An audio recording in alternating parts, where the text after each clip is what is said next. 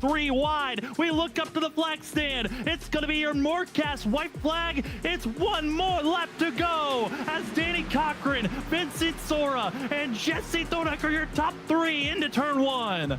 Who's gonna make it back here to take the checker flag? It's gonna be anybody's game. It was a dead heat almost across the line last time. It was only 0.02 of a second separating our top 3. Let's see what it is this last time as they go down the back straight for the final time here tonight. Vincent Sora going to be having help, currently leading the charge in the middle groove. Danny Cochran going to be on the inside. Another big surge on the middle groove, but here comes Jesse Thordock. Shelly's going to bump Cody Reed on the outside wall. Ryan Kelly's got to get to linked up with the 14. Bad bump for the 14. Vincent Sora, Danny Cochran, they look good. Who's going to drive down to the apron? Vincent Sora blocks once, he blocks twice. They're still wiggling back and forth, but it's Vincent Sora winning the Daytona 250 here tonight as it's Calamity. It's Carnage. It's the big one across the line.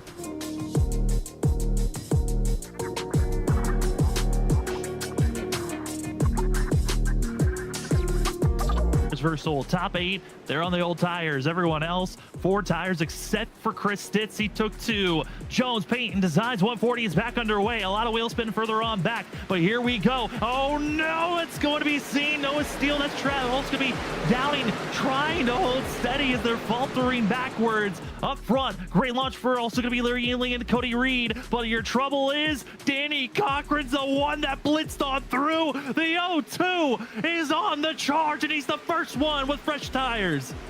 And he's going to quickly catch up to Larry Yingling. What's he going to do? He's going to split the middle here, but Yingling's going to slide up the track. He's going to have the lift. He's blocking him. Oh, they're forcing the outside. Down to the inside. Cochran's wrecking. Right in front of Kelly. Oh, no. Jared Tolbert breaks through. The big one. Everyone's piling in. Oh, the madness. Oh, no. And everyone's in it. The only ones that made it through was our top 4. Everyone else got a clip of this one.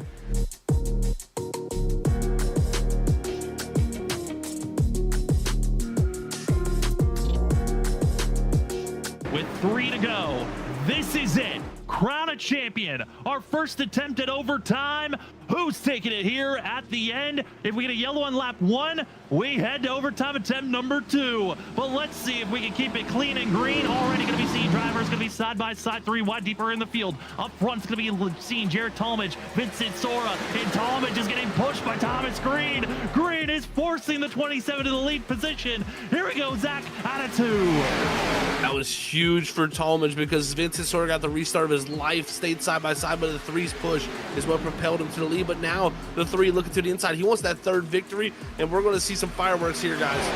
Christopher Norris going to be back in 9th place, but up front, it's going to be Jared Talmadge looking up to the flag stand. It's your one more lap to go from Morecast, and it's all spreading up to the outside. Yingling's out of this. It's Vincent Sora's championship to grab, but Christopher Norris is back in 7th place. Off the exit of turn number 2, Jared Talmadge. Do you have everything, or will Christopher Norris find some type of wicked speed? Right now, it looks like the 38 is nowhere to be found. Jared Talmadge fought, clawed, and will win here at Vegas. They're wrecking behind, but Vincent Sora, take your championship. You're back hoisting the crown. The 15 is your Trinity Racing League Season 1 champion. Before we get to the racing action of the Trinity Racing League Season 3, let's say thank you to some of the amazing sponsors. First and foremost, the title sponsor of Larry Arts Production. We also want to say thank you to SimSam, Blazing Fast TV, Premier Racing Setups, Orchid Ink Tattoo Studios, and finally, Team Watson Racing Setups. Thank you so much for all the sponsors. Now let's get to the racing action.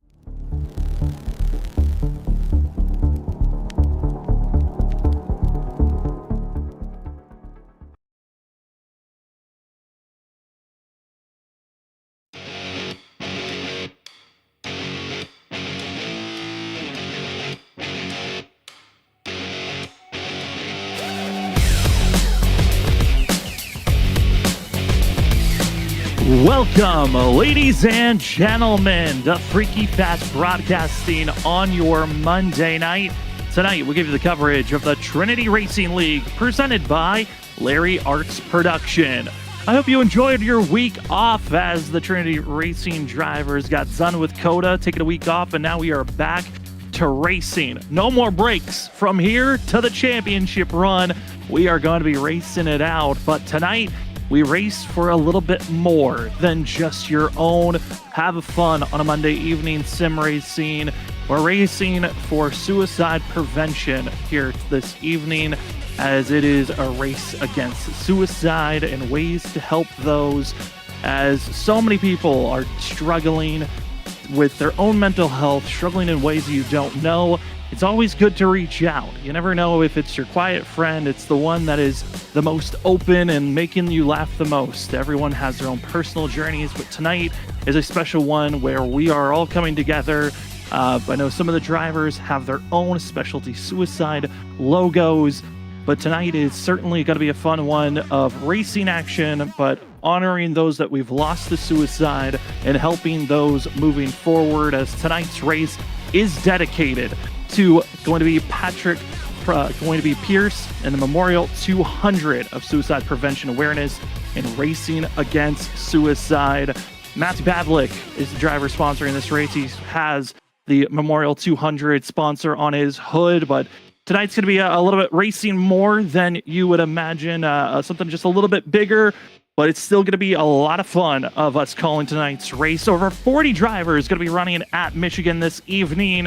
It's going to be a big track, 2 miles in distance, a lot of pack racing. The drivers say it's a handful, and we're happy to give you the racing action here on Freaky Fast Broadcasting. My name is Sam Dyer. Joining me tonight will be Zach Hall. And Zach, coming off of a week break, the first 4 races certainly give us a show, but it is time for the grueler, the long sprint, the marathon moving on ahead. We've got a lot to handle, and it all starts here at Michigan International Speedway. Michigan, man. Yeah, it's going to be fun to watch here tonight. These guys are going to be going at it from the drop of the green flag for these 100 laps, and I think it's going to be an interesting show. We got 110% horsepower, so an extra 10% added onto these race cars to help a little bit of that straightaway speed and just even that much more of a handling issue. So it's going to be interesting once we get into a big pack what's all going to play out. But as the practice session comes to an end, these guys now have to all lay it on the line, Sam. It's qualifying time. It is time to see who's going to be the top of the board, trying to grab your Blazing Fast TV Pole Sitter Award, as Michigan is our destination for race 5 of the schedule. As the field gets ready to take off from pit road, a lot of drivers excited with that extra 10% of horsepower underneath these drivers. We're saying they're hitting about 200 miles per hour just by themselves going into these corners. With the pack, they're going to be going a little bit faster than that, but it's time to see who could set the tone early as drivers are hitting the course. It's time for qualifying. All drivers have 2 laps to put down their fastest time, 5 minutes to do so, but with how long these laps are and how slowly you have to get up to speed, it's going to take these drivers. You don't want to make it an early mistake and have to restart a lap. That could be catastrophic, especially in the fact that we got over 41 drivers registered for this race. Definitely so. Yeah, that can be definitely catastrophic. You do not want to be throwing a lap away here because, you know, track position I think is still going to matter very much, even though I think you'll be able to make some passes, really good passes here tonight. If you get yourself back in the mayhem, a 3-4 wide race, and that we're going to see set sometimes on these restarts, you could be very well caught up in something. So just qualifying that front, you know, top 10 of the field really can really make a big difference when you have 41 cars out there like we do here tonight. Is right now watching off of turn 2 here, Joshua Kanata getting up the speed on this first lap. Let's see if they're going to attack for that first lap. We've heard a little bit of cold tires, a little bit of loose condition on the colder tires, so maybe that second lap's going to be where they find the speed, Sam, where they have the comfort and ability to press that throttle pedal just that little bit more. Yeah, you know, another fun thing to note, these drivers are dealing with a completely clean track. Not all of that time that you were practicing late in the practice session, that 1 hour practice session you have before, This track feels completely different. One, it's cooled off just a little bit more because of this track cooling off with cloud coverage, but also the lack of grip as there's not much rubber out there. It's going to make things a little bit more different for the field as your first couple of laps are in, and it's Jackson Anderson, driver that won this race back in season 1, top of the board currently with a 38.032. A lot of drivers felt like a low 38 was going to be a good enough time. Might need to hit down to the 37 highs to see if that's maybe the pole time here this evening. As I say that, Gavin Rogers, a 37.8, and Anderson fights right on back with his own 37.8. Ollie Fonseca out of nowhere takes the pole time, though, with a 37.7. I tell you what, you clean the track off, Sam. There's one thing that happens here on iRacing. Speeds pick up. Now, the track will be more abrasive to those tires because it's cleaner, but the grip level is just that much more because it's just the asphalt, just the rubber grip in the road. No oils getting involved, no other rubber. It really makes these cars fly around the racetrack. And also, I think it's also been a little bit of help. We've seen a lot of overcast conditions here in this qualifying session, and the speeds are immense right now. We're did not expect to see a 79 for the pole. That is super quick. I mean, practice time, the track temp was around 86 Fahrenheit. It is currently 78 degrees Fahrenheit on the track temp with a clean course. They are putting down 2/10 faster lap times than they were during practice when they had the draft to work with. And Ollie Fonseca still the pole time with a 37.792. Still a couple of other fast drivers hit the course, and Danny Cochran says, I'll take that with 9/1000ths of a second faster than Ollie Fonseca. Wow. Big pickup there from practice from everybody, and that is immense to see. Is now looks like Matthew Pavlik, he was able to slot up into the top 5. Chris Stitz has now jumped up into the 4th position. Now watching maybe the driver I think has been the best this season so far when it comes to consistency and just being quick at every single track. Let's see what Talmadge can do here in the 27 on this second lap up the speed. Jared Talmadge, one of the only drivers with multiple wins this season, hoping to find himself in victory lane for the 3rd time. He won back at Auto Club, the sister track of Michigan, and then also won last race at COTA. Across the line, the 27. Is this the pole? And it will not be the pole for Jared Talmadge. It's actually Alan J. Elwood with a 37.716. Almost a full 10th faster than Danny Cochran's fastest time. See what Larry Yingling can produce here on his next time around. This is like it's going to be a 37.98 for him, so he'll jump up to 17th. But yeah, Alan Elwood continuing the start to his season. He has been flying, man, and it's so tough, Sam. The one thing I look at most when you come to like a qualifying session like this, where the track conditions change not only, but also just in general with the weather, the track picks up so much speed that it's tough as a driver almost to gauge that grip level, and that's what makes this so interesting. But what a job! The 9's going to be on top. He finds his way on top of the board. We do have multiple drivers that will be missing out on tonight's race. Nick Crawford, Sam Garcia, and Clayton Montgomery going to be missing tonight's race, which that's why we've got only 41 drivers here this evening. No knockout qualifying, but that will be your qualifying. Congratulations to our Pole Sitter Award winner, Alan Elwood. As the rest of the field gets 5 minutes of warm-up period, this gives us time to take a closer look at how the season's been so far. It's been a lot of interesting feelings of how this season started, from Daytona to Auto Club to Bristol to COTA. A very big mixed bag of different types of racetracks to start the season off. And as we take a look at our point standings, it's allowed to see a little bit of dominance from just one team. It was the Elwood Designs teammates of Clayton Montgomery and Alan Elwood that were 1-2 at one moment, with Alan Elwood missing out on a race. It's allowed to see a couple of other drivers mix and mingle in, with Jared Talmadge, Cody Reed surprisingly in 3rd in points, as well as Ryan Kelly. Also going to see Clinton Cox in 6th, but the cut line, we're seeing Jackson Anderson, Chris Stitz 14th, 15th. Also Ethan Smith in 16th position, but just outside. Got a couple of other heavy hitters to watch out for. Joshua Kanata in 18th in points, Michael Miller, and then you've got the Sora brothers that are waiting for their chance to pounce.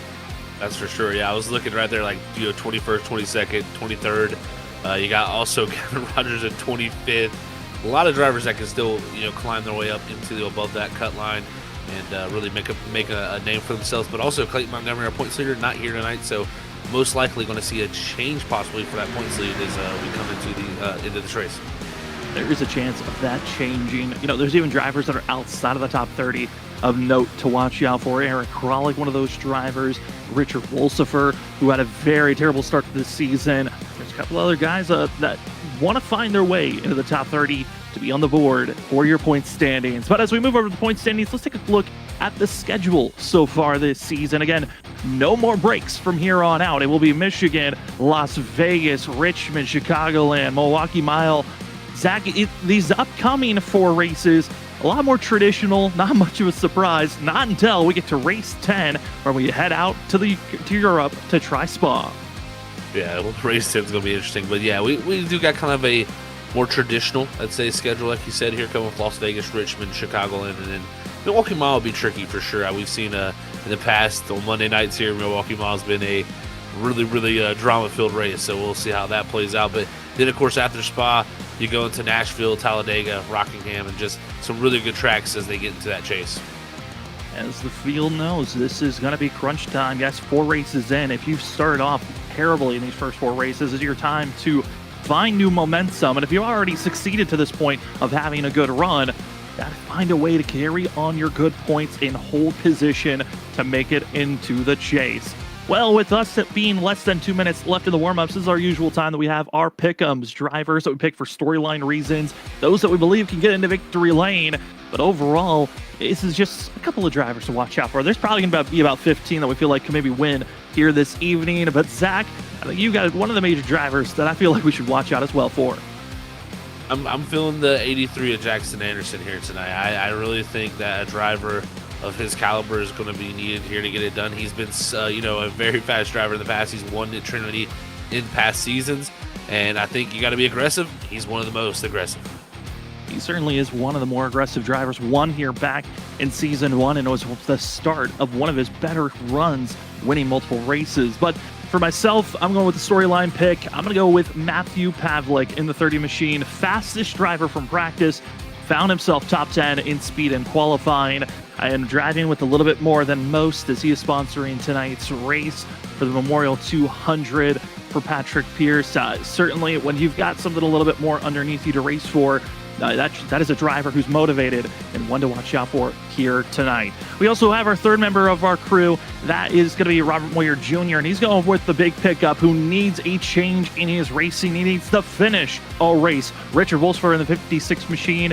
Zach, in other leagues, this is the track that Richard has found the most success in getting into victory lane in good finishes. And this might be the night for the 56 to turn it all around here in Trinity. Hey, this could be that perfect place. Like you said, in the past, it's been one of his best tracks, and he is just a really, driver that really takes his moments and picks and chooses with them. So I'm interested to see how Richard does it. As well as tonight, we want to say thank you to the major sponsors here this evening, to the title sponsor of Larry Arts Production, to the Grand Impulse sponsor of Blazing Fast TV, Midway Point bonus point winner, going to be Sam. We also want to say thank you to Premier Racing Setups, Orchiding Tattoo Studios, and finally, Team Watson Racing Setups for partnering up with the Trinity Racing League here for Season 3. It is always an honor to have sponsors that are loyal and willing to partner up with the Racing League, that know this community and want to help out in all ways. As the field is set, 41 signed up. 41 are going to attempt to finish out here tonight. Let's see how many can get the victory or just find a way to survive here tonight. As your top driver, as we take a look at our starting grid, your Blazing Fast TV Pole Sitter Award winner, going to be Alan Elwood with Danny Cochran to his outside. Ali Fonseca going to be starting in third. Fourth, we find Jackson Anderson with Jared Talmadge in fifth. Sixth, we find Chris Stitz, who's also found some good speed here in the past. We'll see how the 17 can roll his way here this evening, with Matthew Pavlik starting in seventh in the 30 machine. The 3 of Thomas Green in eighth. Ryan Kelly, who got the pole back in season 1. Can he find victory lane here this evening? We'll see as he starts 9th and finishing out our top 10.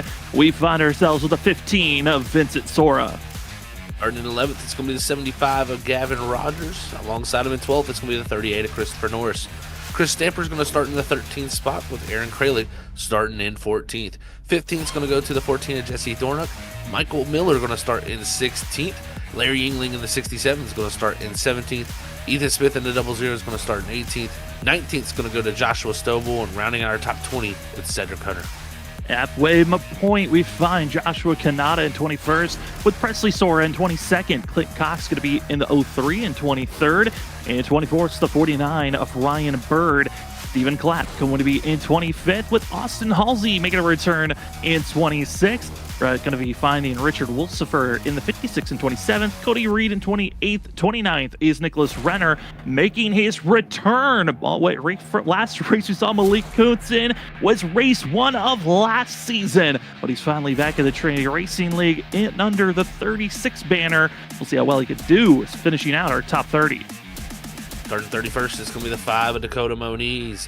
32nd is going to go to the 33 of Trevor Binns. 33rd is going to be the 57 of Thomas Walter. Mark Laberton is going to start in the 34th, with Joshua Sawyer starting in 35th. 36th is going to go to Joshua O'Byron. And 37th is going to be the 47 of Dalton Hayes. 38th is going to go to Gregory Smith. Eddie Donahue going to start in 39th. 40th is going to go to Martin G. Morales. And rounding out our 41 cars here tonight is the 32 of Tanner D. Johnson. 41 drivers getting ready for tonight's race. But as we're getting ready, Zach, there are some key moments and key factors to watch out for. What are some of those moments that you're watching out to see how this field does? Well, number one thing I think always when you come to Michigan, make the most of your straightaway speed. This track is long when it comes to those straightaways. The corners are almost like straightaways sometimes with how much grip they have, so make sure you maximize them and get as much speed as you can out of each and every exit to carry it down into the next corner. Then utilize that clean air and you're in the corners. You got to be able to do that. You got to find the space and get places to find air and put it on your nose, and then of course time the runs and pass with the draft. If you're out there just trying to make passes and get willy-nilly sometimes on the inside of somebody, you're going to get dragged back because you're going to get side drafted, and next thing you know, you're going to be trying to make a pass and you're going to be losing 4 spots. Those are going to be your key moments for tonight's race. It is a special one. We're racing for a little bit more than just having fun on a Monday night. Tonight, the 41 drivers of the Trinity Racing League, presented by Larry Arts Production, Race 5 are ready to get rolling as it's the Patrick Pierce Memorial 200 as we are green here tonight. It's Danny Cochran, Alan Elwood going to be racing and holding back the rest of the field as they roar down into turn number 1. It's a dead even start there from our front two, but Elwood drops to the yellow line. He's trying to carry the momentum around through the center to clear the 44 of Cochran, and he will be able to do it, but he just hasn't closed that door yet. He's going to allow now that outside line to get the run, but it's Jackson Anderson making moves in third. A little loose sensation. Drivers trying to figure out, can their car handle the heavy acceleration with the extra horsepower? 10% extra horsepower given to every vehicle here tonight. We'll see how well they can handle it. But off the exit of turn number 4, Alan Elwood leads lap number 1 for the 9 machine. As the rest of the field trying to get in the line. It's not until you get about to 10th place where they're side by side trying to find the right footing to go forward, as everyone trying to stay low. And a much more traditional Michigan drive of everyone trying to stay down to the first, second seam in these corners. You're exactly right, Sam. And where the chaos is starting to form is around that 19th spot. You got Larry Yingling back there, Cody Reed, the 25, the 7, the Cedric Hunter, and then even farther behind that, Joshua Kanata, Chris Stamper, and Ryan Bird. They're almost been 3-4 wide at moments. So this group here all stacked up as our leaders are snaking back and forth trying to break the draft. Trying to find your footing, find the clean air, and also how to build that run. All around speed to be found. Fastest lap at 37.951. Not even close to the pole time. That was a 37.731 set by Alan Elwood. So drivers keeping it calm, not trying to overcook those tires just yet. And a little bit of blocking action further on back as Clayton Cox in the 03. You're not expecting drivers to be blocking back here for 26th position. But hey, some of these drivers, that aggressive feeling is just rumbling there, holding off some of this field. Definitely so. You saw Richard Wolsifer, Roberts pick here tonight. He was in the middle of 3 wide action there in the 29th position. He's got Joshua Sawyer, Trevor Binns also right there. As again, it just stacks up here on these straightaways when you get the draft from everybody. Then you go to the corner, you look to find the clean air, and they fan out and get 3-4 wide at times. As on the outside, Ryan Bird trying to utilize a good run for himself. There's the 56 of Richard Wolsifer, who's having his own fun right now, trying to figure out how to move forward outside of the top 25. A little bit of action's happening further up ahead as drivers have it. Oh no! Contact spin! First caution of the day on lap 4 as Bird, also Renner, having a ride for themselves. That was right there in the middle of the pack, about 25th. Where that all started to transpire around that 49 of Ryan Bird. And I think, again, it was contact, like you said, Sam, from the 18 of Renner, who looks like he also made some contact to Clinton Cox. So it's kind of a chain reaction event here, but it is unfortunately going to take the wrong end of the thing for Ryan Bird and a few others caught up in it. As we're getting ready for a replay here of the field after the wreck, couple of extra drivers piling in. There's going to be seeing Dalton Hayes in the 47, getting a little bit of extra contact.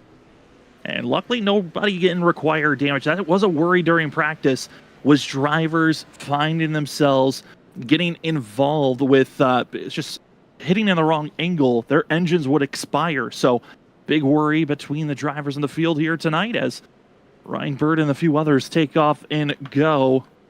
As a bizarre one to see, but that's that hard, aggressive racing in the middle of the pack. Those guys willing to pinch, and it backfires quickly.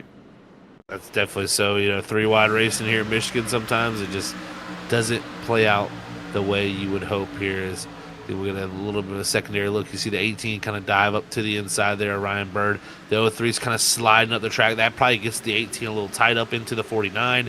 That there causes the chain reaction of him coming back down into the 03 and clipping the 49 once again. So that's just close racing all around. And even sometimes the aero of these cars just being side by side can make things tough when you start to close into each other like that. As we'll take another look of this incident from Richard Wolsifer's point of view, as 11 drivers head into pit road, some getting repairs done, others topping off fuel, but get it a little bit tapped there, and then ultimately they both go around, but Richard Wolsifer finding the opening and luckily gets on through with no contact at all. But man, those are those scary moments when you see 2 cars sliding sideways to your inside, just hoping they don't overcorrect and send it right back at you. He's breathing a sigh of relief right there for sure after that onboard we got to see. So yeah, that's great for Richard to make it through. Of course, others got caught up in that. But like you said, Sam, it's a little bit of pit strategy transpiring really from drivers from 30th on back. We had about 8 of those drivers, come to pit road. And like you said, it was mostly just fuel for a few, damage repair for others. So I don't think anybody threw on a set of tires. I kind of checked it out there for a second, but I think no tires were used, of course, in that first pit stop. But not surprised, majority of the field staying out here early. Here's you're going to be first choose of the evening. You have to make sure you stay either to the apron or on track, as Danny Cochran, a little bit of a late move there.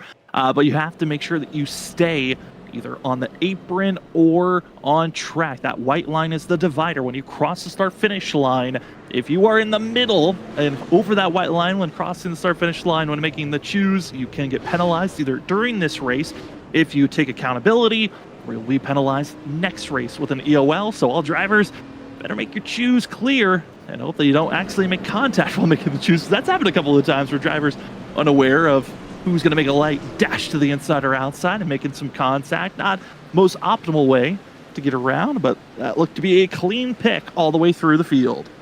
That it did, luckily. Sometimes things do happen like on that choose. And, we saw the darting move from Danny Cochran there to make it back to the outside. And if you're not single file like the guys up front were, and you have just a little bit of an overlap, that's where the issues come in. So got to make sure you stay single file when you're going into that choose and just give people ahead of you and behind you just a little bit of wiggle room so they can pick and choose which lane they want. But I got to give Trinity a huge shout out for, being ahead with the times here and doing something that is, unorthodox from some other leagues. Odyssey Motorsports out there cheering on Matthew Pavlik. A little update on the 30 machine team. Just outside of the top 10, running in 11th currently. Looked like he was backing off, saving a little bit of tires. We'll see how well he can run forward as we are getting ready to go back to green flag action as it is the Patrick Pierce Memorial 200 here this evening. Back to green flag action for Alan Elwood, Danny Cochran, and the rest of the field as they roar down into turn number 1.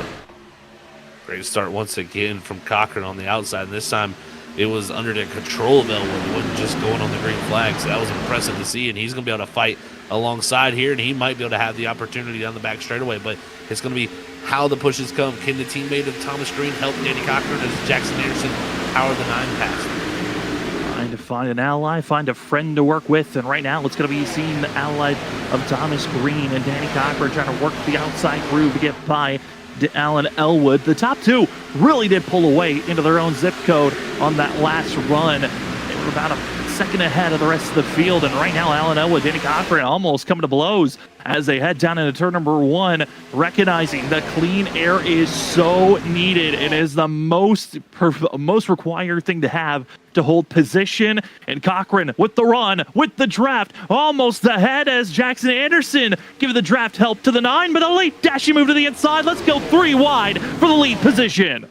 Luckily, Cochran was able to get the call, it seems like, from the spotter, gave the room to the 9, because that could have been a disaster there, of course. But here goes another run, 3 wide to the bottom. Thomas Green, last season's defending champion. He wants a piece of the lead.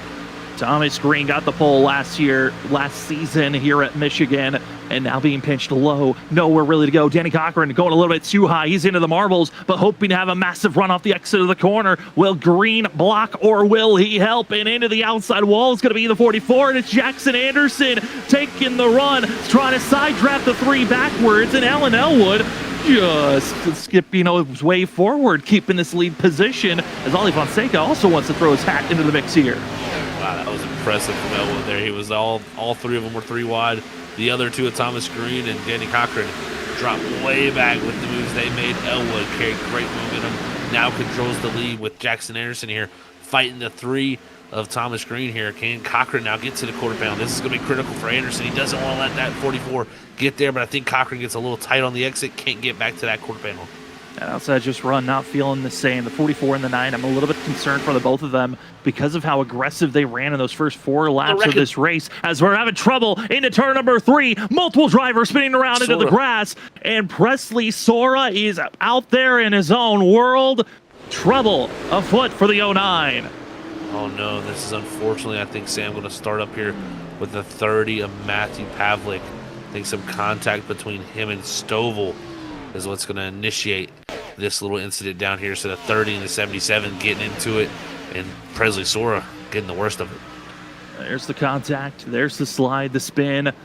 Coming to blows. It's like 09 goes to the inside. Matthew Pavlik, though, on the outer groove, getting his own little ride with a couple of drivers piling on in. And Eric Kralik with a big contact.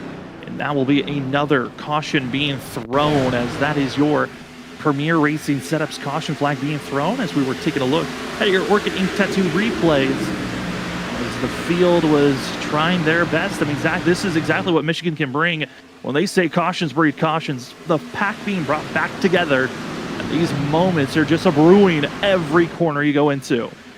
No doubt, yeah. These are brewing at pretty much any moment. You're trying to side draft. I think it's the 30. He's trying to side draft. I don't know if he noticed the 77 get to the quarter panel. Maybe he was trying to clear up behind the 67, but was definitely crowding up to the outside there, and really nothing Stovall can do there in that position. So tough break for everybody there involved in that. But luckily, just looking at most of the cars, I mean, Pavlik definitely got some good right front, hit from that. But I think most of the cars not too badly damaged from it, surprisingly. I mean, we were riding on board right there with Stovall, and you can see Stovall, there was an opening there. The power of the side drive. I know with the way that iRacing and the physics engine, the way that it works, there's times when a driver gets to your quarter panel, it almost just rips you back to that side. The air just moves you over without you really trying to move. And that could have been also one of the factors that brought out these drivers getting a little bit too close, but the damage doesn't look to be too bad. As Matthew Pavlik in pit road getting damage repair. Also, a couple of other drivers shockingly came into pit road. Thomas Green giving up a top 3 running position, heads to pit road, and now the 3 machine will be back in 24th position, right into the hornet's nest of all this. Definitely an interesting call, yeah. I mean, just fuel only for him, and maybe feeling like this could open up a zone for another strategy, but The only thing that concerns me is if we go long green here, you're going to want to have, you're probably going to have an issue with tires, of course, getting to the number that you want to get. So we'll see how it works out. But if the yellows continue, it could be a right play for the 3, as long as he's not involved in them. It certainly can be. Again, thank you so much to our caution flag sponsor, being Premier Racing Setups. If you're looking for the winning edge on track, Premier Racing Setups is your premier destination for top-tier dirt and oval racing setups. Engineered for speed, confidence, as well for victory. Built for the performance and power to win. Head on over to Premier Racing Setups, and they can give you the confidence to go out there and be your best. Visit PremierRacingSetups.com, and if you use the promo code Renner number 15, you'll at checkout you get 15% off on your order as the Choose line underway. We also want to say a quick thank you to our replay sponsor of the Orchid Ink Tattoo Studios. Head on over to Orchid Ink Tattoo Studios on Instagram, where you can go see your one-stop shop for colored Foley tattoos, black and white for just black colored tattoos, stickers, paints, and more. Again, go check out Orchid Ink Tattoo Studios on Instagram. One driver looks to be having a little bit of connection errors. That looks to be Dalton Hayes. We'll see if he gets back out on track as he currently sits in pit road. With Zach, rest of the field, side by side, Elwood, as well as it's going to be Jackson Anderson with one another, Cochran, sitting back in third place. It's going to be an interesting restart this time. You got a new contender on the front row, of course, of Jackson Anderson, but Cochran now going to have the ability to start on that second row. And look at Fonseca. He's broke his way up into the top 4, but even don't look too much farther back. It's Vincent Sora up to 6, along with Christopher Norris into the top 5. So new names appearing here as these laps click on. And those that are outside of the top 15 having some good, top 10, they're having some good runs. And 14 to 15, play swapping back 4. That's Joshua Sawyer, as well as going to be Joshua O'Brien, who are going to be the two drivers that are up 20 positions from where they started here tonight, as well as Eddie Donahue, that is back in 19th. Congratulations to all 3 of those drivers. Biggest movers currently. See if they can move any higher in the field as we enter the restart zone. And your Patrick Pierce Memorial 200 is back underway. A big wiggle on the outside groove, and that already gives the full complete control to the 9 of Alan Elwood into turn 1. Big wheel spin there for that 83 on the outside of Anderson. So had to gather it up. Luckily, Cochran did a good job of not pushing him too hard to make that issue continue. And Anderson has a great 1 and 2, is able to get back up the second. But Fonseca and Norris. Contact. 24 and the 38 go around on the back stretch down to the inside wall. The worst spot you possibly can find yourself spinning. Fonseca keeps rolling. The 38 is hoping to roll as well. And that is unfortunate, but that was the issue we heard during practice, the loose conditions showing off there. That it was, yeah. Just, the 24 there was trying to clear the 44. He had him clear really late, into the corner, and the 44 got right to his quarter panel, like in the last 2 to 3% of the corner, really. And it just did not allow Fonseca to unwind the wheel. And when you don't unwind the wheel, a lot of times you see the rear end step out as that 24 just went for a little bit of a slide, and unfortunately he comes back down into the 38 of Christopher Norris. So that's what brings our caution out. As you can see him here, this is a little bit of the aftermath, but definitely just a slight mistake. That's all it really took there for that to happen, with it being 3 wide. And with the contact, luckily they didn't hit the inside wall, but could have been a lot worse if they did make contact. That wall is not friendly at all, and just big wiggle, slide across the nose of the 38. And Christopher Norris here this evening, not racing on his normal racing rig. He's actually out hanging out with Nick Crawford. That's why we don't see the 74 out on track. Norris taking over Crawford's racing setup, which, Zach, always interesting when you get to try someone else's racing setup that's not your traditional one. It takes a while to get used to that racing style with the differences of wheels and pedals that other drivers utilize. Yeah, it is a big thing. I think that's a huge change. And for Christopher Norris, he was into the top 5 there. So whatever Nick had set up for him was working pretty well. So hopefully he can get back up to the mix. I think the biggest issue for Fonseca and Norris after that is not even really the contact that was made, is they slid those tires all the way down to pit, the back straightaway, and that really put a hurting on that. So we'll see how it works out for them, but I think both of them right now have came to pit road, and we'll see if Fonseca changes tires, but I don't think you want to waste the set this early. I think that's really why we haven't seen many change it. Well, Zach, we have a super chat that's calling me out. We have a super chat from Rev, $10. Thank you so much, Rev. Here's some money, and let's Zach talk. Lol, heart you, Sam. Yes, Rev, I will let Zach talk at times. Not all the time. I must take control. When they're wrecking, Sam needs to talk. You guys got to understand this. I gotta talk over Zach. Can't allow him to have those moments.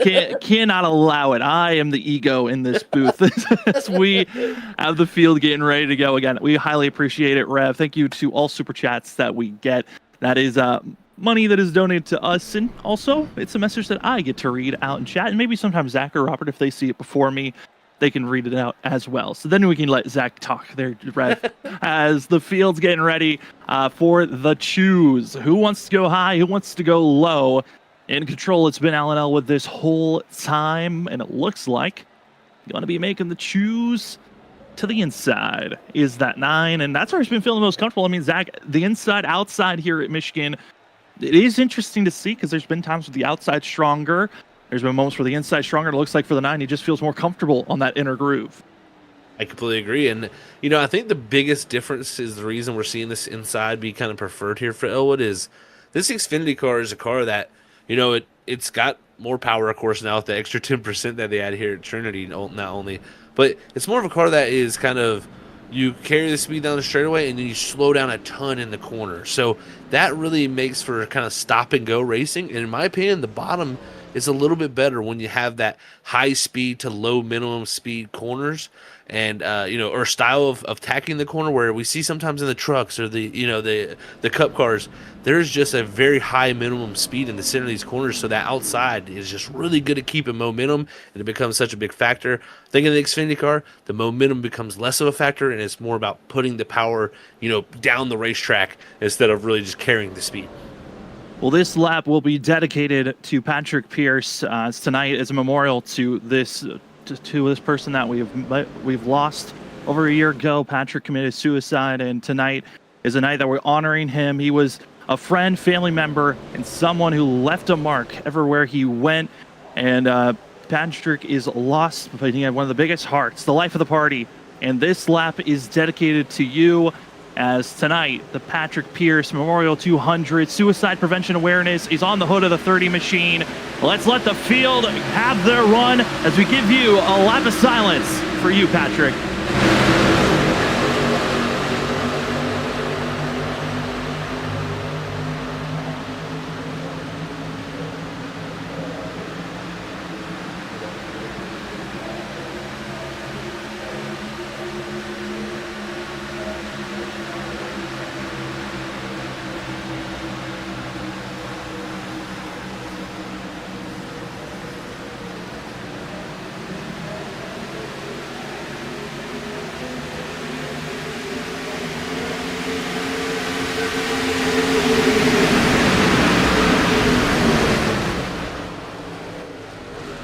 Well, that lap is over and it's under caution. Big wreck happening in the middle of the field, and luckily Matthew Pavlik was able to get around it. But man, a big wreck, multiple drivers involved. We'll take a Orchid Ink Tattoo replay of this, but again, thank you so much to everyone that has been there and reached out to a family member, a friend that is dealing with hard times. Over 1,900 people commit suicide a day in the world. And if you've got a family member that needs help or a friend, remember to have them text 988 for help, and also contact the suicide crisis hotline if you are needing help yourself. As we take a look at what brought out our caution here today, Zach, a chaotic one, as the backstretch was having chaotic moments, but it was off of 4 when the madness ultimately imploded. It all started around the 57 of Thomas Walter. I believe him and Eddie Donahue, they come together on the exit of 4, and I think the 4 just unfortunately got loose and got into the quarter panel of the 57. That's really what's going to try to transpire all this. And like, yeah, it was just when everybody's stacked up and it's already some checkups happening with some slides up ahead up here. Everybody's on top of one another, and then this is the worst timing for a wreck to happen right here off the exit because look, there's nowhere to go for a ton of them. Nowhere to go. Matthew Pavlik able to just sneak on by. Same for Thomas Green, but everyone else around him gets a little bit piece of it. Drove for the driver radio. They were screaming. Some in frustration, some and just hoping that their car makes it through, but Thomas Walter's vehicle will not. Require damage, blown engine. The 57's day is over and done. Also, a couple of other drivers have already left the session as they feel like their damage is too far gone. Being going to be Gregory Smith out of this thing as they're done with this race. I hate to see that for these drivers that we're only on lap 21, but as we can bring up the race report, Zach, this has been a lot of cautions ballooning out. This is similar to season 1. They had 9 cautions over that race, and we're already up to 4. We're on pace to beat that right now. So yeah, it's been a turbulent start to this race, and I'm not surprised. This track can cause those issues. The cars are a little bit of a handful, and everybody is so competitive here, man. It just makes the racing that much more tough. So it is definitely been a turbulent start, but we know how Trinity is. They can start out a little rough like this sometimes and have those patches, but at some point we're going to get us a great battle here. Yeah, Michigan last season, it was a last lap, last dash of Nolan Hicks coming our way with only leading 1 lap, and it was the final one that got him into victory lane just by 2/100ths of a second over his competition. Close finish, but got to see a lot of chaos last season for these drivers. And it was around this time this season where drivers started to build up their own rivalries, issues with drivers. Honestly, the way this car track is reacting, I don't feel like there's really any big issues. It's just the style of racing that drivers are having where they're just so on top of one another and they're all trying to race the same portion of the track, which kind of bizarre because we're here at Michigan. There's so many different lanes, but there's only a couple that are maximizing that speed. That's right, yeah, for sure. I mean, when we come to a lot of the times with the other cars, you kind of could run all the way against to the wall around this track. But again, I think you just want to be a little bit lower, a little bit more, getting the car turned to get down these straightaways instead of trying to carry just more or less momentum. So I think that's why the groove has been much more pushed down, and people are starting to fight for that. So it can cause a little bit of a few hiccups. But new leaders up front because we've had some pits. Anderson took the lead from Elwood under that last sequence, but they hit pit road. Now Stitz and Talmadge lead us on the front row. I can say that Dalton Hayes has gotten back into this race 5 laps down. Going to grab a couple of more of those positions back. 1 lap down, going to be Eddie Donahue, Trevor Benz, and Thomas Walter officially out of this race. He's the 57. Rest of the field, get ready for racing action. This is the Patrick Pierce Memorial 200 as we are back to green flag. It's Chris Stitz, Jared Talmadge, blue drivers up front. How well will they race it out is on the outside. Watch out for the 99, Michael Miller.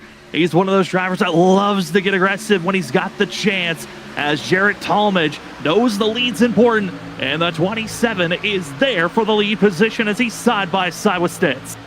Jared Talmadge, great start there. I mean, he was so far back going in the one, but the corner speed was immense there that the 27 carried, and he was able to get to the lead and clear now here in 3 and 4. And great job by the 27, multi-time winner of the season already. He wants to add to that total some more as Michael Miller fights for third. But look at this gaggle of cars here. You got Renner on the bottom, Wolsa from the 56 there. Now Stovall's, they're 4 wide entering 1. 4 wide, and it's some heavy hitters in the mix. Is he also going to be seen right behind him? The leaders contact made. 5 wide, going to be trying to exit out of the corner. They will not. Stovall, Danny Cochran, multiple drivers. Cochran back up the track. That's a big blow to take, as that's Jackson Anderson. They're even wrecking even further on back as they were trying to slow down. And Zach, we've seen him many times before. 5 wide is never going to work here on iRacing. Nope, it is usually a recipe for disaster, so to say. They were already beating and banging when they were 3 wider in the corner.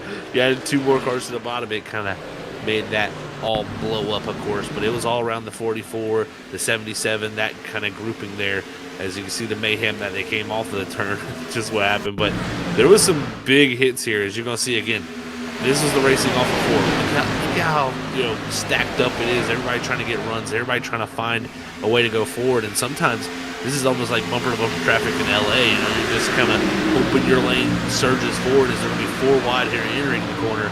But you'll see the 44 here is going to come to the bottom side, but the 77 a little tight up the track, up into the car on the outside of him. That car gets up into the car on the outside of him, and that allows the 18 and the 44 to make contact. And it was Renner getting tight on the bottom. It might have worked if the 18 didn't get tight, but I don't think the 18 is expecting to have 4 cars above them there when that all comes together. If they had held to get together, as there's the vicious contact for the 15, Vincent Sora out of this race. Yeah. Blown engine, and he is very vocal over the radio on his frustration on this moment. But I think if we had stayed green, Colin Elwood was thinking about making it 6 wide if we had kept it all together. There was no really thought of let's take it patient. It's I've taken tires, I've got to get forward, and that's what drivers were going for. I mean, the patience level nowhere shown, non-existent, and we're still only a quarter of the way through this race. That's kind of where I would say I'd agree with the maybe the frustration level from a few of those drivers. And look at the 15 of Vince Sora. He's just trying to check up for that, not get involved in it. And unfortunately, the 44, his teammate, comes back up and clips him there. His night's done. His motor's blown. So 15 of Vince Sora, I can understand the frustration here. He's just sitting here watching this, probably saying, none of this looks good in my windshield. I can tell you as a driver myself, I'm just sitting here thinking nothing good can come out of this. And again, this is why pitting back here is such a dangerous position to put yourself in these races when you have calamity happening like we do. I do want to take another look at this as we're going to take a ride. So the 75 was lagging. There's just checking up, holding on. There's the contact, the spin, the spill. And honestly, with how aggressive that contact was, you don't think it'd have. But there's the 42 in the background. I'm curious if we could take a look. What happened to Mark Labratone? Because he was not in that wreck. He got spun around. I don't know what happened to that 42 machine. So take another Orchid Ink Tattoo Studios replay look of this wreck, because Mark's behind them and he's nowhere near any of this. And I'm confused on how he got involved in this wreck when everyone else was trying to slow down around this 42 team. Interesting to see what happens here once others check up in front of him here, and he's slowing. Z goes high. Oh, and he's going to just get ran over. For the Hayes. 5. That's Hayes. Hayes just coming in hot, giving a contact to the 5 and the 42. I hate to see that for Hayes, who was 5 laps down, and giving some extra damage to some drivers that didn't want it. And Dakota Moniz, I mean, he's bad luck. There's no way to comprehend how bad that 5 machine's luck is in iRacing. But you just saw it there, just an instant victim just sitting there and taking another extra bit of damage, as the rest of the field is given their 1 to green indicator. About to get back to green flag action. I mean, Zach, a quarter of the way through, 5 cautions in.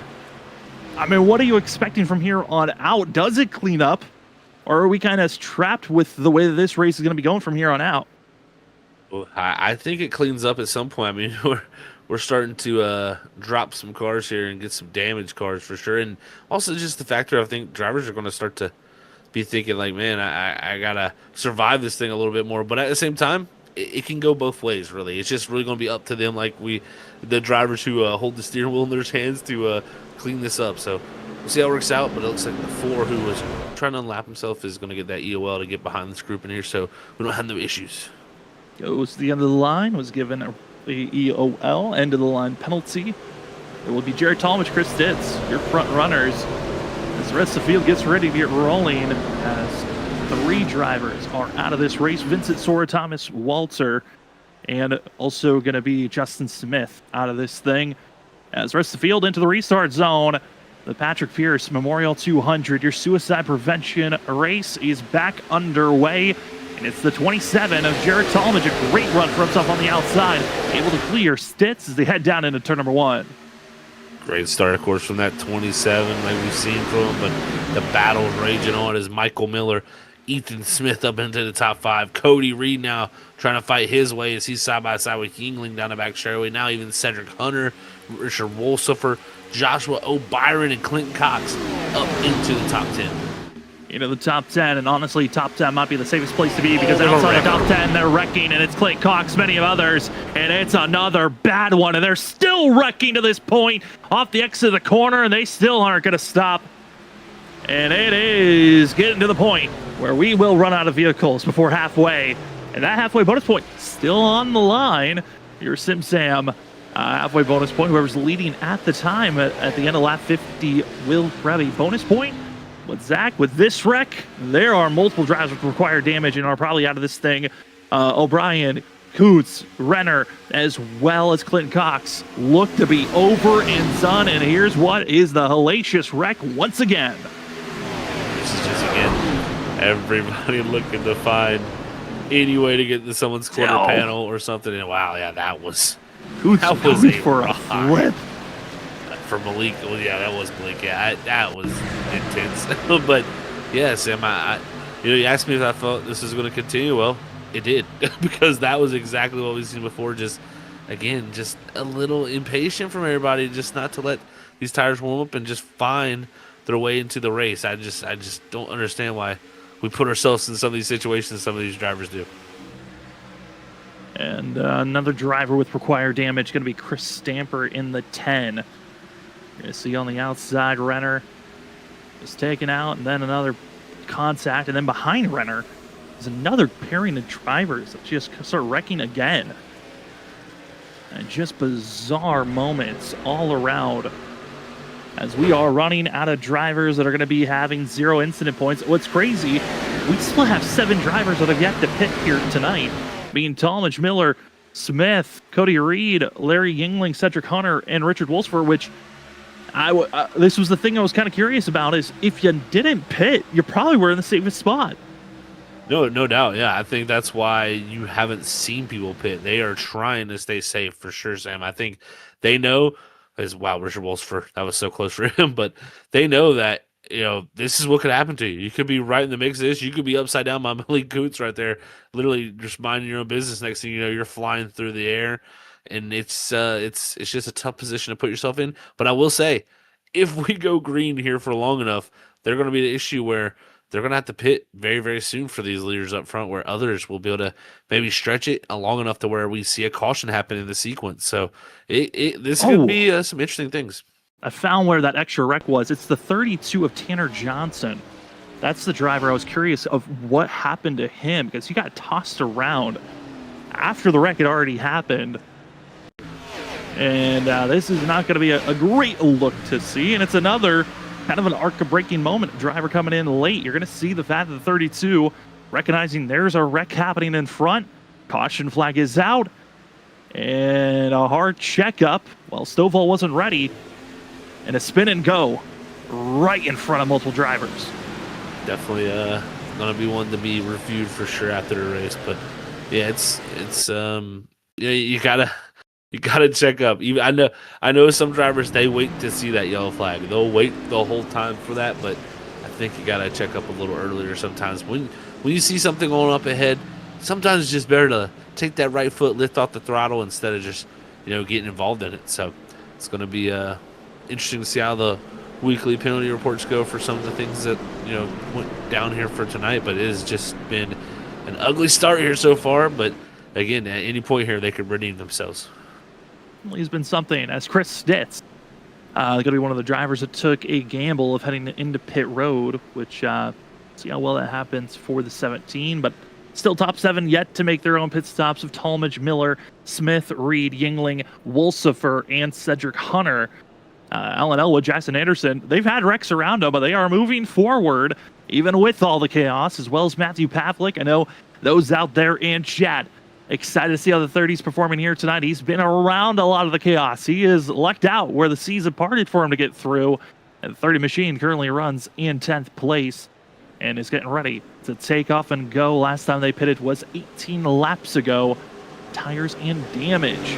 Alan Elwood, Jackson Anderson, they've got about a 20-lap advantage on our top 7. We'll see how well they can utilize these tires compared to the rest of the field. As the Trinity Racing League, presented by Larry Arts Production, into the restart zone, and your Patrick Pierce Memorial 200 for Suicide Prevention Awareness is back underway. for Jared Talmadge, Ethan Smith. They're already 3 wide. Cody Reed doesn't want to wait. The 25 is sending it. 25 going for the move here down into the corner. Just got to keep that car from pushing on the track, but it's Michael Miller who lost the nose there. Had to slide up the racetrack in front of Cedric Hunter. Luckily, they keep it all together, but it's Jackson Anderson on those fresher tires trying to fight his way forward up in 9th. Big wiggles on the backstretch of drivers getting a little bit loose and trying to keep off of one another, but back into turn number 3. This has been to the danger zone. Drivers going 3 wide, 4 wide, tempting all types of moves all around. It's going to be seeing the 27 to Talmadge looking successful, keeping the lead and leading this lap while everyone else playing a little bit of a snaking game. How do you stay in the draft to keep moving forward with the momentum? But down in turn number 1, the battling for 3rd is still underway as Cody Reed, that one daring move might backfire as Alan Elwood, Jackson Anderson, fresh tires are moving forward. Tires are definitely starting to fire their way towards the front here. The problem for them, they're getting side drafted pretty hard here by this group, and is I think Elwood here now going to finally clear Yingling. Same for Anderson. They should be able to fight forward to the front too, but now it's Yingling who's going to have the likes of Cedric Hunter and Cody Reed right behind him battling for 3rd. Big side draft move happening between Richard Wolfsburg as well as Christopher Norris. There's 3 wide. Also seeing a little bit of action with the 3 of Thomas Green in the mix as Anderson, fastest lap of the day in the mix of the draft and utilizing the tires, just working out to put down that burner. Rest of the field still 2 by 2, but the side drafting drivers getting close, and there's a little bit of contact. Us seeing Gavin Rogers as well into Stovall. And the 77's been around a lot of the chaos, but they're 4 wide ahead of them. Watch out as Christopher Norris clears, but they're 3 wide once again off of 4. Wow, I tell you what, the 67 Yingling just had a big moment. He was getting pushed by the 7 of Cedric Hunter. He almost lost in the center of the corner, and that made it 4 wide there for a moment. He drops back all the way to outside the top 10, and his car is... They're 3 wide for the lead, almost 4 wide. Anderson will send it to the inside to make it 3 wide for second place for a quick moment. 3 wide now going to be for the lead position. Anderson utilizing the momentum to the inside, and the 83 sends it for everything. What a sliding move, but will that help Alan Elwood as he sits on the inside, clean air, and now it's a battle of the draft. The outer groove with the momentum. Look at this, Ethan Smith hasn't pitted yet in a 00. Also, he's right here along with Jared Talmadge in a good position with these older tires, man. What a job the 00 has done here tonight after qualifying back in the 18th position. And also Cedric Hunter and the Hello Kitty Pink Machine starting to close in on this grouping to make it a five-man fight for the top 5 as they're all within 3/10 of one another. And everyone else further on back, a little bit of a dashing move just outside of the top 10 with Pavlik, Fonseca, and a few others in the mix. Stovall with the nose ahead. Well, there's just a little bit of groups and pairings to watch out for as Pavlik into the outside wall. Big shimmy for the 30 machine. It'll lose time and ground as Stitz gets on by. But watch out for that 17. The freshest of tires of everyone on track is Chris Stitz currently. Yeah, he just came in that last time, so we'll see how it works out for him to move his way forward. Stitz always a factor when we come to these bigger intermediates, especially. So I think he'll be right up in the mix. But you look behind him, look at Richard Wolfs for the 56. He was actually had some great track position about 5 to 6 laps ago. Got up again, high up into the corner, almost up into Stitz right there, but got high into the entry 1 and lost a ton of spots. So Wolfs just needs to eliminate those mistakes. He's got the speed. He certainly does have the speed, the 56. He's proven that week in and week out. The speed's there, but the finishing of a race is where it gets kind of difficult at times. It's caught up in other people's issues, and here's one of those moments where do you back out or do you put your nose in the problem of it being 2 wide, 3 wide at moments? Is this a fight that you're willing to really risk it all? As you also have Matthew Pavlik on the inside of him, as well as Ethan Smith, Thomas Green make contact at 3, immediately over the radio apologizing for that contact as Christopher Norris now into the mix. Norris back up here. Remember, he was involved in a wreck with the Ollie Fonseca. Fonseca is back in 8th, so those two have stuck together all the way to the front here once again, and he's done a good charge back up here. And again, a lot of these guys up here mixing it up, you know, such as Cedric Hunter and Jared Talmadge, on old tires. Same for Ethan Smith. They are doing a really good job of holding on. I'm surprised watching the ways that these guys are willing to really throw it down with these big dive bomb moves, willing to slide their tires on the entry. I understand maybe because of the fact that we had so many cautions just rallying off of one another, it's kind of caused drivers maybe to forget we have a long run. If this race stays green, you have to find a way to make these tires stretch out to maybe turn this race into a one-stop, two-stop evening. You don't want to over-abuse your tires just yet, even though you know track position's this important. No doubt, Sam. I completely agree with that. Look at this Reed right here in the mix. Pavlik to the bottom in the 30. You also have the 17 of Stitz, who's got around this grouping. That is some great racing. Is now Kralik up around the top side of the 01. He's going to make the pass on both of them. And that 01 of Aaron, he was caught up in a couple of big wrecks. He's had some big dings to the inside and outside of his vehicle, and try and find a way to make this thing work on the outer groove. Is Alan Elwood able to make the pass for the lead position to get by Jackson Anderson? As the 9, a very aggressive move on the inside to get by the 83, and Anderson able to give up that spot. And Jared Talmadge still in the mixture of our top 5. Same for Cedric Hunter, Ethan Smith, Ali Fonseca. The old tires not giving up just yet. Shockingly, they're doing such a good job to be running with this group. Chris Stitz, on the other hand, that 17 has stalled out. Yes, he's moved up to 11th, but not as quickly as I think I was expecting him with these fresh tires to be moving forward. Completely agree, Sam. I figured he would definitely be making a little bit of a quicker charge forward, but maybe kind of letting them come in slowly. And you never know. I watched them practice. These tires kind of fall off for a second. They kind of equal out, and then they fall off again. So maybe we'll see that factor coming here where we'll have that second phase a little better for him. But that racing up front is excellent. It's now Jackson Anderson. He's got back to the inside of Elwood as he crossed them up out of 2. These guys are really going at it up here. Might as well use the tires if you have them, as the battle for the lead position is absolutely back and forth every time Anderson goes for a big sliding move. Alan Elwood retaliates back with a better exit of the corner. And now they're going to be side by side. This is allowing Thomas Green. Now, Green did pit on the same lap as the 9 and the 83. He has not been utilizing as many aggressive moves as what Anderson's been doing. This is giving Thomas Green a chance to really rip the outside wall and have a chance to have a bigger run. Cedric Hunter, on the other hand, old tires, and he looks just as fast as these guys up front. Yeah, Cedric is flexing his muscles right now on these tires, man.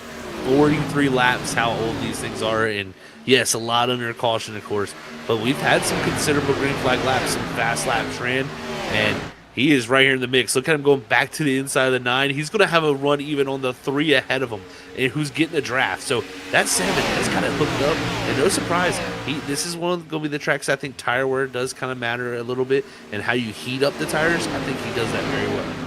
In the field, I was given the number of around 37 to 40 laps on fuel if the racing stayed green. So this is good to see. Hey, you can go a little bit further with the extra caution laps, allowing you to save fuel and as well save a little bit of those tires. Jared Talmadge, another one of the drivers that is on an old set. Ethan Smith on an old set. Ale Fonseca, Christopher Norris, they're getting into the mix. We've got ourselves a group of 8 drivers all within a second of one another.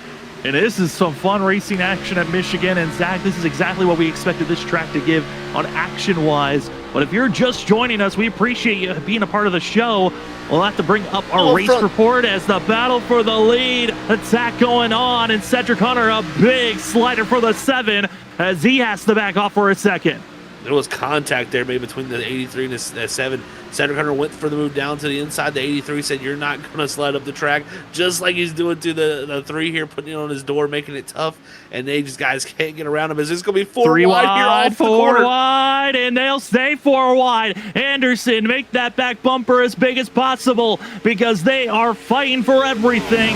And if you're Anderson, those types of moves, we're not even halfway yet, but that halfway bonus point is alive as now the grouping top 11 drivers within a second of each other as they are right on top, fighting for every position. Whoever is leading at the end of lap 50 gets the bonus point. But Zach, Anderson better be careful. If he continues to make that defensive move, somebody's going to take him with them. No doubt, yeah. You can be very defensive, and he's done a good job. What he's done is just put it really on the door of somebody, but that gets risky, man. It's risky business for sure, and especially early in the race like this, you can end up easily wrecked and be questioning, your night here for sure. But this is an interesting position even for the drivers who have pit here, because I'm really wondering, how far can they actually take it, and will they be able to take it far enough to where they can still make the one stop happen here from, you know, this green flag standpoint? I just don't think they'll be able to. I think others might have that ability. You might have to give up a little bit of track time by just letting off more, really focusing on saving your fuel if you're going to try to turn this race into a one stop from here. But it is going to be a fight to see who can stretch the fuel, who even has the ability to do so. It might only be Chris Stitz and Eric Rollick that are in that position, as well as Presley Sora, that with how far back they are, try to save the fuel, work with the draft instead of putting burner after burner lap time. But as I say that, Chris Stitz is now entered into the top 10. He's up to 9th, and that's 17. That he was waiting. He's on the freshest set of tires, pitted 17 laps ago.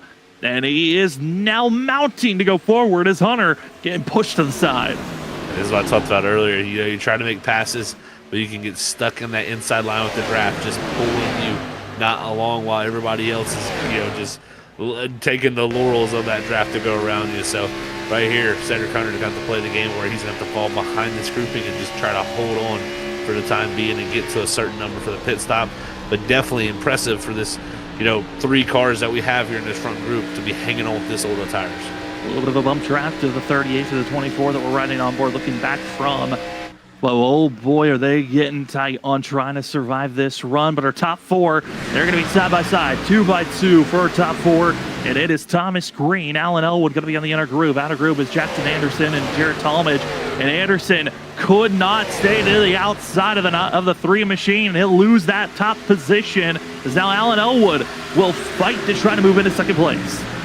He will. Elwood trying to stay alongside, but I think the 27 is going to get to the quarter panel. That's going to make it tough for him. So now Thomas Green back up, up to the lead, and he did a really methodical pass there, just slowly cleared through the center of the corner, but out front, he gets his first taste of clean air. That car's loose off the exit of the corner.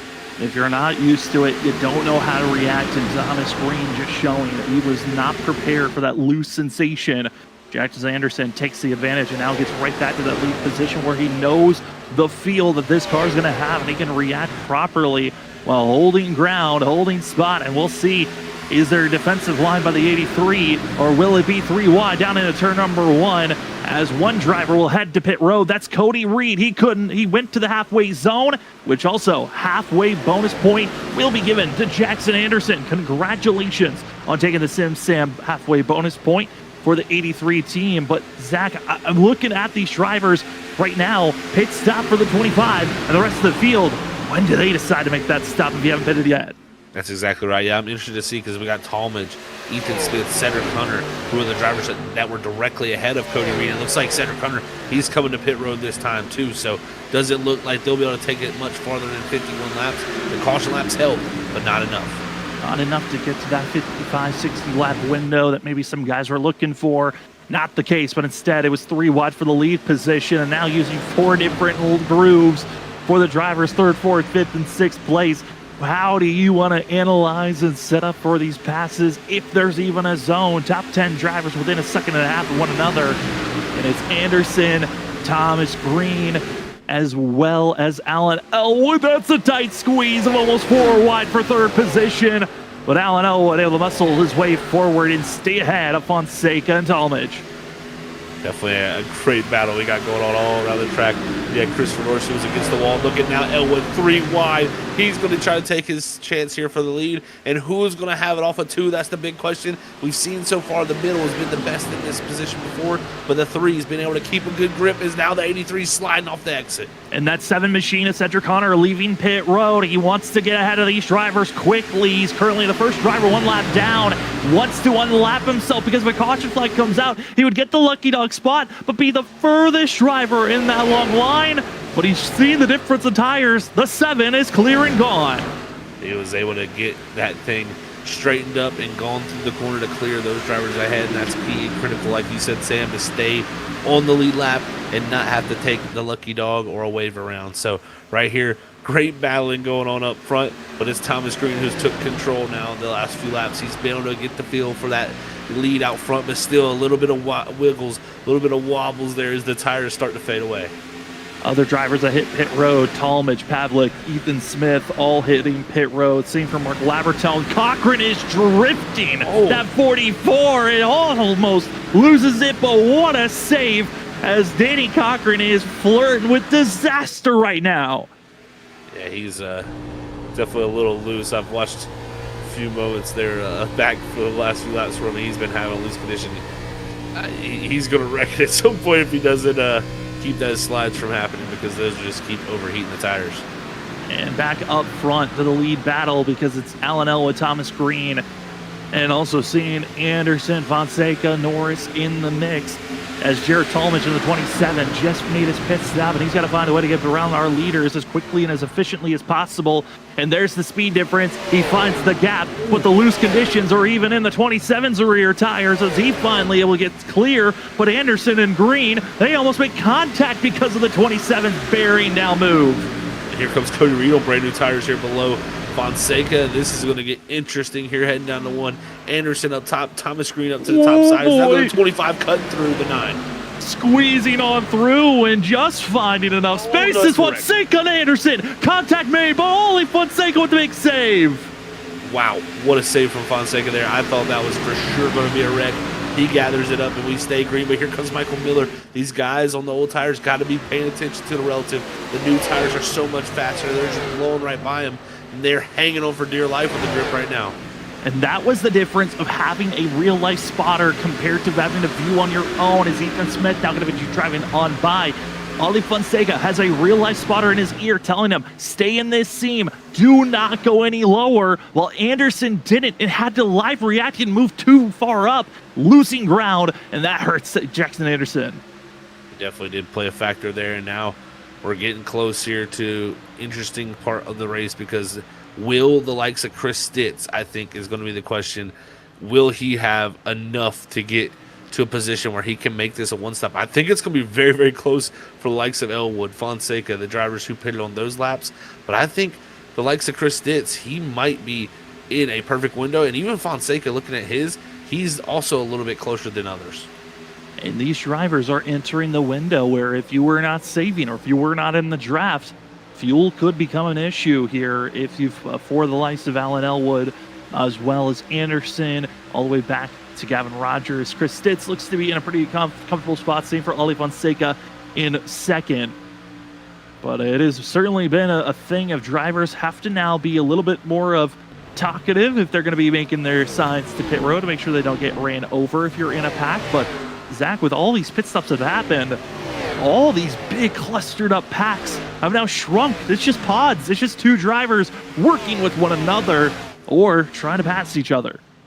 Yeah, next, it's kind of wild to watch, actually, because Elwood is just turning the burners on while other guys are starting to struggle. Elwood really doing a good job of just starting to gap a little bit here as we get closer and closer to when they'll have to pit. That is critical for the 9. If the 9 wants to be able to have, a run to himself so where he can kind of manage his stuff and really work it out, he can have options if he opens up this gap. But I think he's coming to pit road this time with how low he was. Nope, he's just running that low because that's the line he's been able to really make work. Trying to maximize the speed on the acceleration off the exit of the corner and doing a good job for himself. It's Ollie Fonseca, Jackson Anderson having their swapping of positions. Here's what the 9's doing, down into the corner, staying low, not utilizing the clutch, but trying to stay as low as possible for throttling back up into the accelerator. And Zach, Alan Elwood looking very stable compared to some of the other drivers we've seen take the lead and just looked a little out of control at times. I've been watching him, Sam.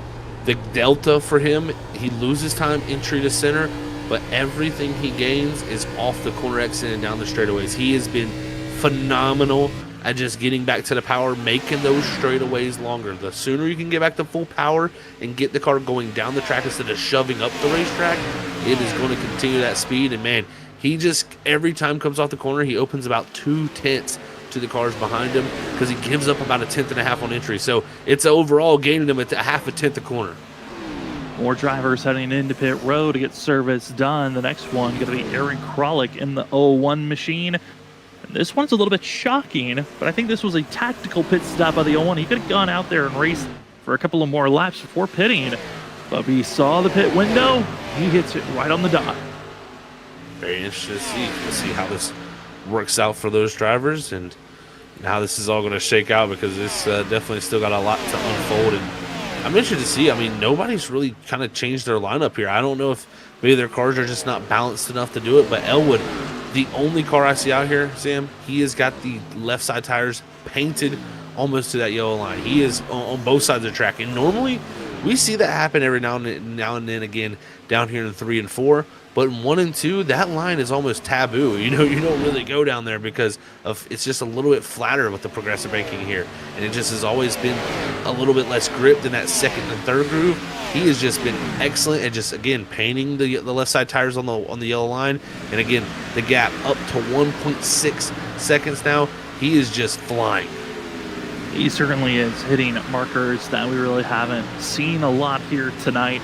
No, we're giving a lot of love to those that are in the top 6. I want to give a little bit of love to those 7th on back, being Gavin Rogers, changing up the scheme here this evening in the 75, as he's usually known for running the Sundance Pizza colors, but changing it up. Not a bad scheme for the 75 crew for himself. And then running back in 8th place, the driver that's probably been around the most carnage, but somehow there's still plenty of speed underneath the 77, Joshua Stovall. I mean, Zach, this Stovall 77, I'm shocked it's running as well as it has, but man, those caution laps have helped him get the damage pit repaired. It definitely has, and right now, lap time wise, he's running pretty much what our top 2, and top 3 guys are running. So Stovall really starting to make a charge here late into this run, and that's important for him. As we check back to Ryan Bird, who's also broken back in the top 10. Remember, he was involved in a wreck, also got caught up in it. So a lot of these guys making some big charges, and even the guy behind him, Presley Sora in 11th, just shows you get involved in those yellows here early, and these big packs. If you can just get the car worked on, and while those yellows are happening, you can have a chance to fight back for a good finish. As pit stops currently underway, Christopher Norris, Chris Stitz heading into pit road. Here's Ryan Kelly. Also want to give love to the 12th place runner. That's Stephen Clapp. He was having a good battle between himself and Mark Morales. Morales deciding to pit early, but Clapp currently running in 10th place for that 88 team. I know that we're still in the middle of the pit cycle, so these positions will change once everyone makes their stops, but still having some good runs. Here's Trevor Benz, caught up in an earlier wreck, even a restart issue where he ran into a couple of drivers, but the 33 able to rebound and is having a good run for himself. Last of those that still need to pit here tonight. And also, I believe we did skip over 7th place runner of Joshua Kanata, the 16, Trevor's Project Machine, trying to have his own good run. And also there's Jesse Thornock. He's another driver that still needs to make a pit stop here this evening. That could potentially be his last one. And then finally, Dakota Moniz. I'll tell you, an interesting thing that's transpired here, Sam, is Chris Stitz has come to pit road. So the 17 has made his final pit stop of the night, and it was on lap 35 of the run for him. And pitting at 65, that pretty much makes it 35 to the end. And look at Elwood, he's coming down. I think everybody again here, look at all of them coming down this time. Big slides from a few, but it looks like Fonseca the only of the top grouping staying out. But this puts him in the window to make it to the end here, Sam Undergreen. It certainly does. Fonseca, Kanata staying out, same for Presley Sora. Now those drivers pitted a little bit later than Alan Elwood and co. And so that's what's allowing them to stay out a little bit longer. You also Stephen Clapp, Ryan Kelly, Ben staying out a little bit longer. We'll see how well that helps out for themselves. And, looking at Cedric Hunter, Jared Talmadge that pitted, 15, 13 laps ago, it puts into perspective for them of, yes, you have passed those that have already pitted. Now how much time do you have to give to try to save some fuel, or can you even save enough fuel? Again, Michigan, a large track, 2 miles in distance is each lap. That's a lot of fuel that you have to save just for one lap, let alone maybe multiple laps you have to save for. Yeah, I don't see them being able to do it. I think, fortunately for them, they're going to have to need a yellow flag here at some point. I think you'll see Cedric Hunter maybe go another 20 laps here before he'll have to pit, maybe even, go another 25. Look, caution happened.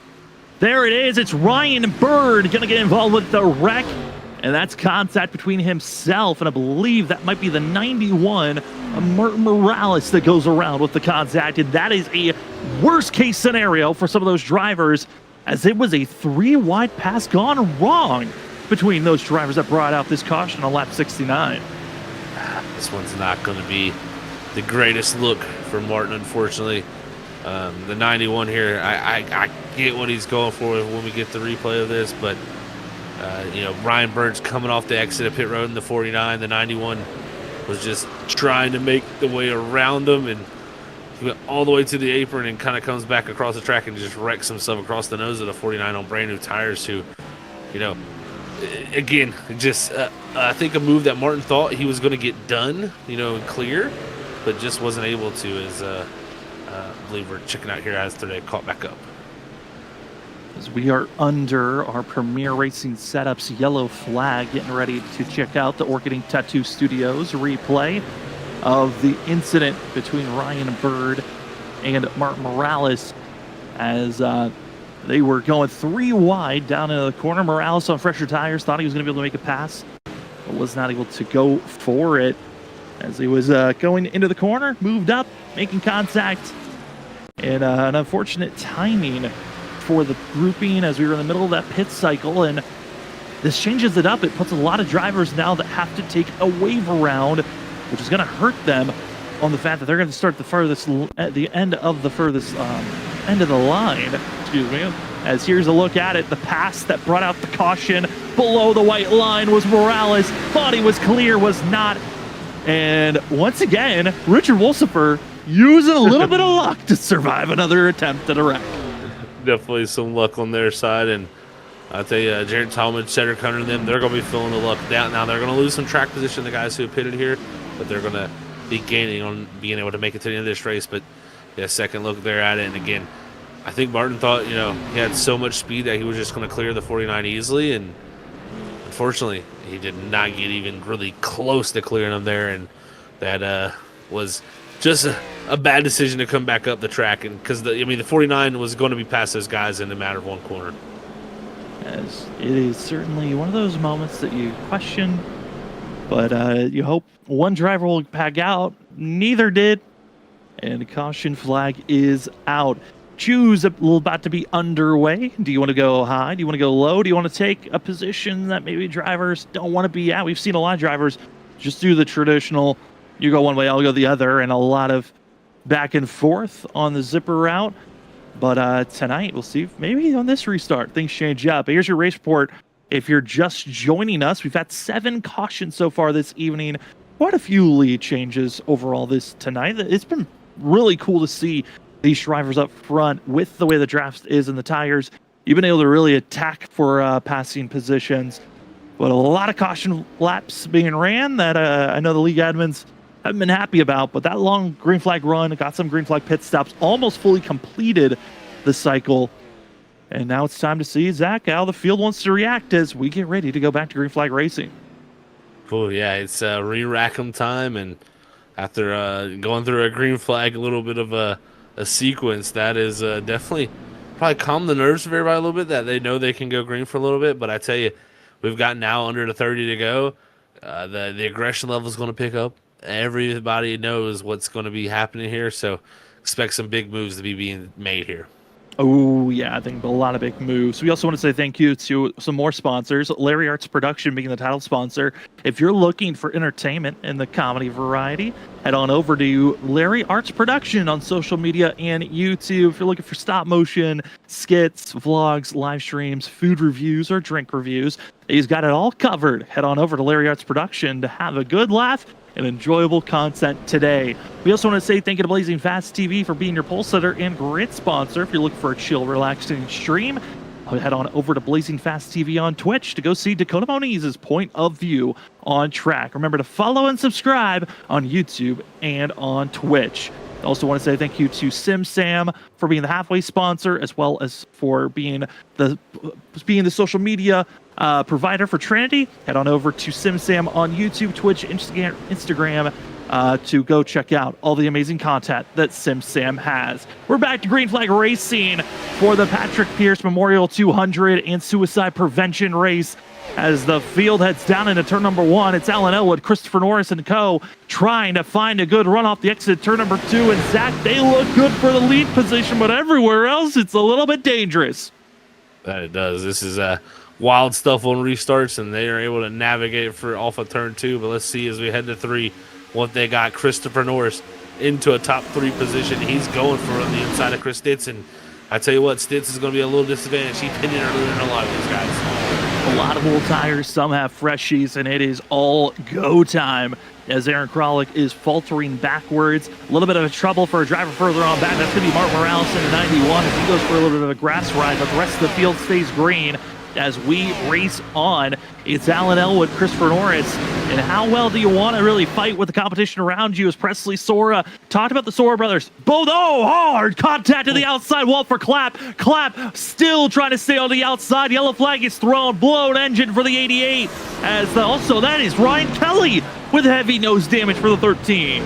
13 is destroyed on the rear end. He took a big hit there, and it all happened there right around the 88 of Clapp there. A little loose condition off of 2, and that's all it takes. A little bit of a mistake from a driver ahead on the colder tires. He gets up into the wall. Miller has nowhere to go, and then from there, it collects a few others as Kelly, we'll see her in a little bit, he takes a brutal hit to the inside wall. This is going to be your Orchid Ink Tattoo Studios replay, breaking loose, and there goes the 13. Oh, worst spot to hit on the back stretch. That little opening is the one spot you don't want to hit. You don't hit any of it, but that is the one spot that will ruin your race immediately, and you see the engine gone. Kelly has left the server, and that is a day over for the driver that has shown a lot of speed, has not been up front here tonight. Yeah, he's been caught up in a few things here tonight. Earlier, caught up one of the bigger wrecks, but just has been trying to rebound from it, but just hasn't worked out. As we're going to see here, this is going to be a little bit closer up look of what happens. Is he's just minding his own business, and of course the car's wrecked on the outside, and like you said, finding the first spot on the track, that angle is just devastating. And I mean, he hit the rear end, it blew the motor. Like, that tells you how big a hit it was. So it went all the way through that car from that hit. And that will be the race end for the 88 and the 13, who find themselves in the garage with Eddie Donahue, Chris Stamper, Clint Cox, Austin Halsey, Nicholas Renner, Malik Koontz, Joshua O'Brien, as well as Vincent Sora, Thomas Walter, and Justin Smith, all out of this race. It's been a rough one. The first couple of cautions, it was kind of just got roughed up and get the damage repair and keep on racing on. But man, the last probably 4 or 5 cautions, it's been 1 to 3 drivers knocked out of this race. It has been bad wreck after bad wreck. And that was a lot of our cautions came out around in the first 25 laps. And now we're in the final 25 laps of this race. Zach, that is not a great sign that we get a caution at this period, because it's a showing that we might have ourselves a long one for these final 25 laps, unless we want to take it easy. But I doubt that when we're racing here at Trinity. Yeah, I don't know if they got easy in their game plan. So we'll see how that works out for a few. But, interesting time with this yellow also. Jackson Anderson, we saw them come the pit road there under green flag conditions. He was in that second spot. I believe made a big mistake under that yellow, under coming down there, and had a penalty. That trapped him a lap down under this latest sequence. But that yellow there, Ryan Kelly was the first car a lap down. Well, he's involved in that wreck. Jackson Anderson was the next car a lap down. So now he's back on the lead lap. So watch out, the 83 just put a fresh set of tires on, and he's going to be at the tail end of the longest line trying to charge his way through the field. I'm sure we'll see him at some point make some big moves. Also, extra damage repair going to be given Alfred Danny Cochran, Dakota Moniz, Richard Wolfsfer, Michael Miller. Got to be getting there over a minute of damage repair, as well as trying to stay on the lead lap. As we have been given the 1 to green, they've already made the choose. It's Elwood Norris going to be your front 2. I mean, Zach, Christopher Norris. This is always a treat to see the 38 running well, especially of recent. I know he's gone off to college, has been busy, hasn't been racing as much, but when you see Norris doing well, you got to smile just a little bit, knowing he kept his nose out of trouble mostly, and he's now up front.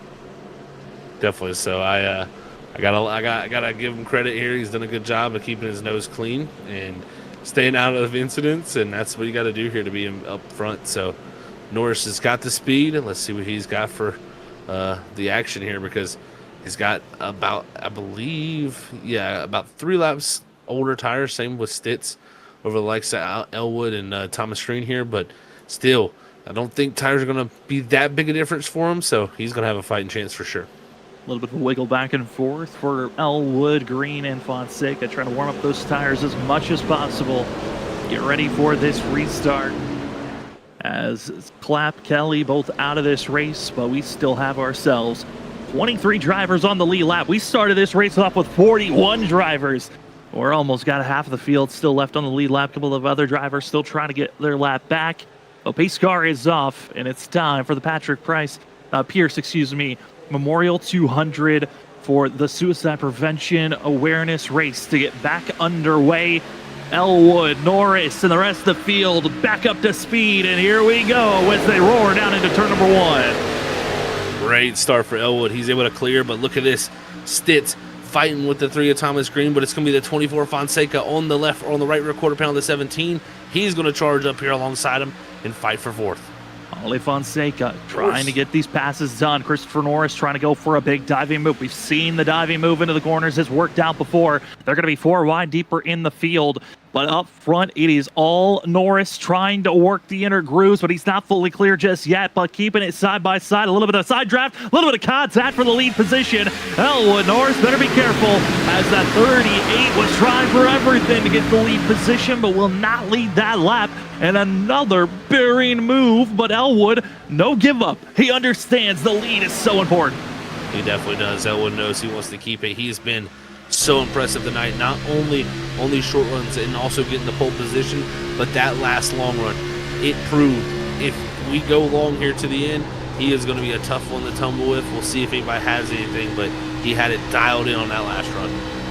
As they continue to race on, Presley Sora, what a recovery run for himself. Caught up in a lot of those earlier wrecks, has just been dealing with a lot of damage repair. And the 09 currently runs in 7th place, a good recovery. But is it enough for him to have this damage repaired and still fight up front? As currently, that's the 27 of Jarrett Talmadge, who's trying to make his power forward, as well as going to have Gavin Roger behind him. But there's one driver sliding down on the apron. It's the 14 of Jesse Thornock going for a long slide as he falls outside of the top 20, but we stay green. Zach, keeping an eye out for Jackson Anderson. We know he's got the freshest tires in 13th place. But he sees a wall of drivers battling 3 wide in the middle of the field for 5th, 3 wide for 10th. It is a madness all the way around. And it is the top 3 trying to break away because they see what's going on behind them as Cedric Hunter and along with Jarrett Talmadge. They're trying to fight their way forward as Chris Stitz just trying to keep the 7 back, but the 7's going to clear as Stitz a little loose off of 2. That's going to stack Rogers up and now that's going to allow Talmadge to stay alongside here down the back straightaway. But here comes the push from the 09. 09 trying to go through Joshua Kanata in that purple machine, also trying to find a footing, but they better be careful. Anderson is ripping the top. He's utilizing the track to its fullest to utilize these tires as much as possible. Again, for those that are just joining us, these Xfinity cars or O'Reilly cars, they are now known as 110% of horsepower. We added an extra 10% of horsepower for this race in a lot of the 1.5-mile courses that we're going to be driving at. So these cars have a lot more underneath them. That's what's causing this loose sensation. But Kralik also getting moved around as Anderson did not like the fact that he had to swow up for this 01. No, he did not. He was wanting to get around him, and he was just shoving him almost through the corner. Luckily for us, Kralik, great driver. He holds on to it as he slides up in front of Cochran as Anderson up to 12th. But it's going to be tough from here on out. Everybody in front of him is going to be a tough pass. And Joshua Kanata still sitting behind Presley Sora for 10th place as everyone gets in line.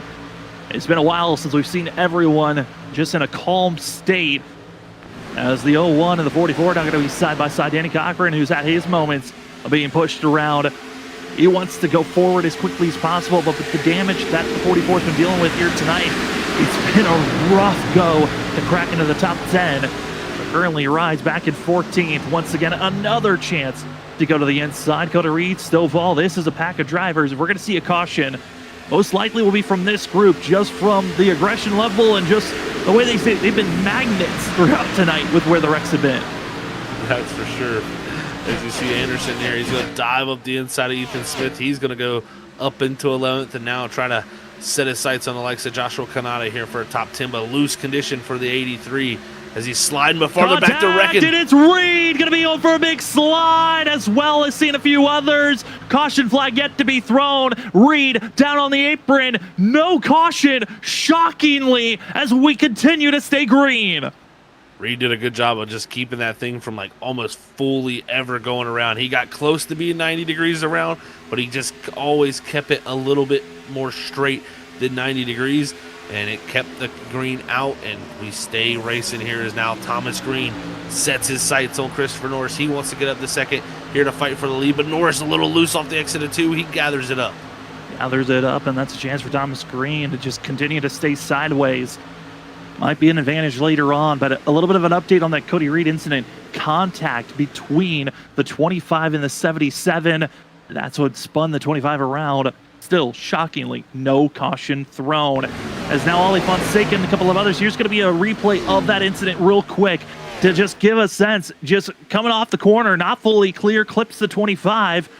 Reed does not make it all the way clear, and it's just awful to see that type of a contact. The other hard racing action that's going on, battling for 15th place, Matthew Pavlik making a lot of enemies currently as he is roughing up the feathers of Ryan Bird, as well as seeing Sawyer and a few others. That 30 better get going, because he is not making some allies with some of the body tapping moves that he's made so far.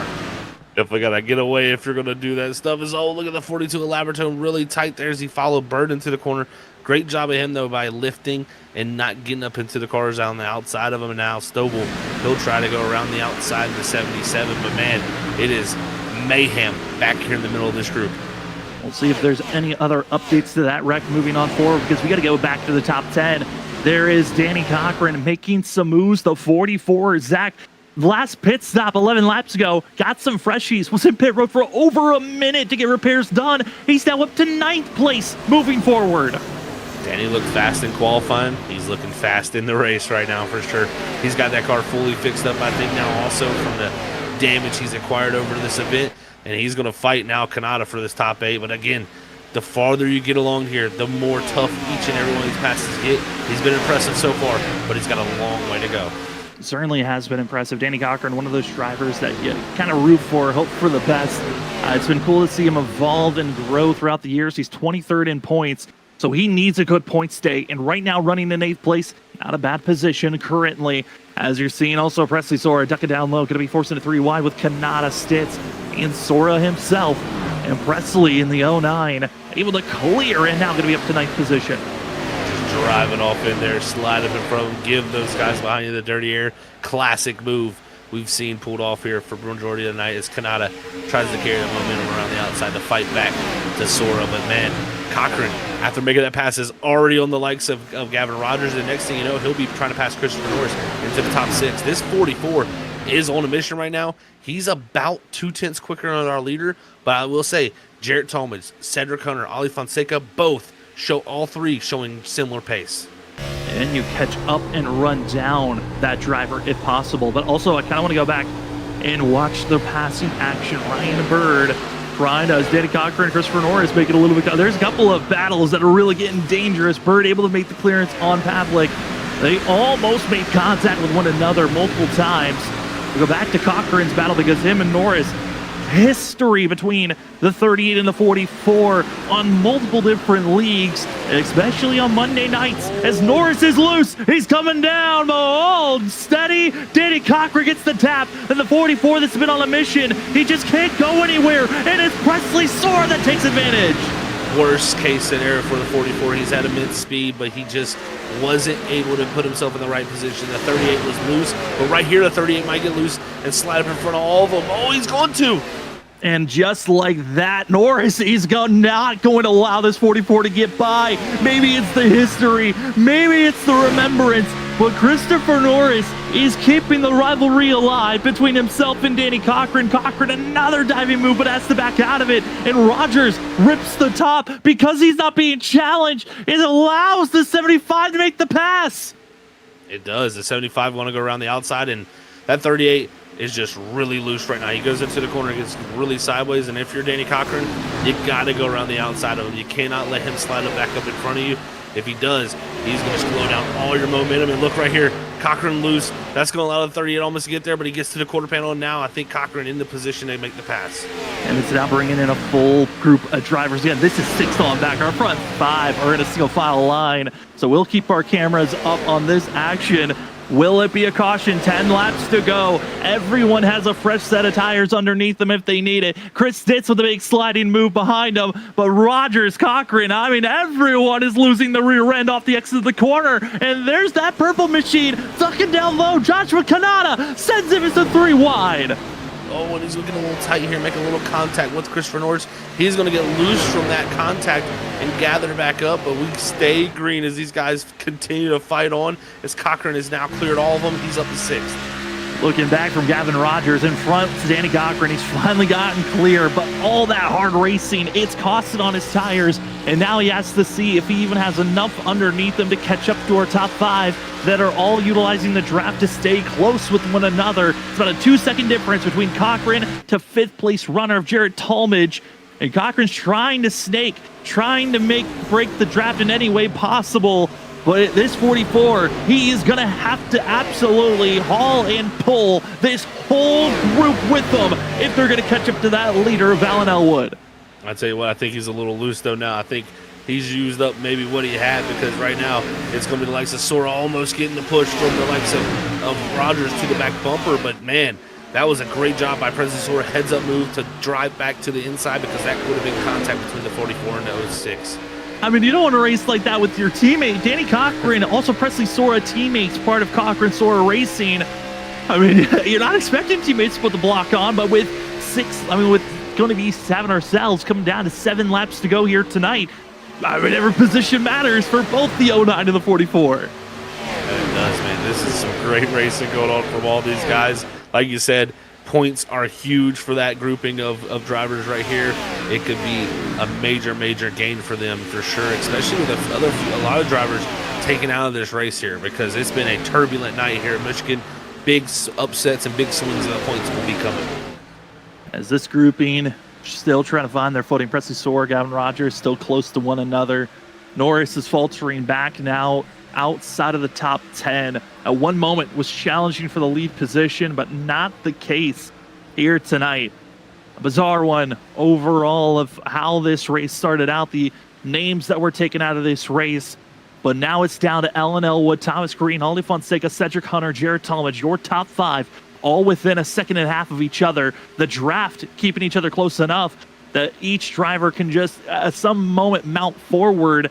But it's Cedric Hunter, Zach, that I'm most concerned about. Earlier in the race, I mean, halfway through this race, he was very good on the old tires.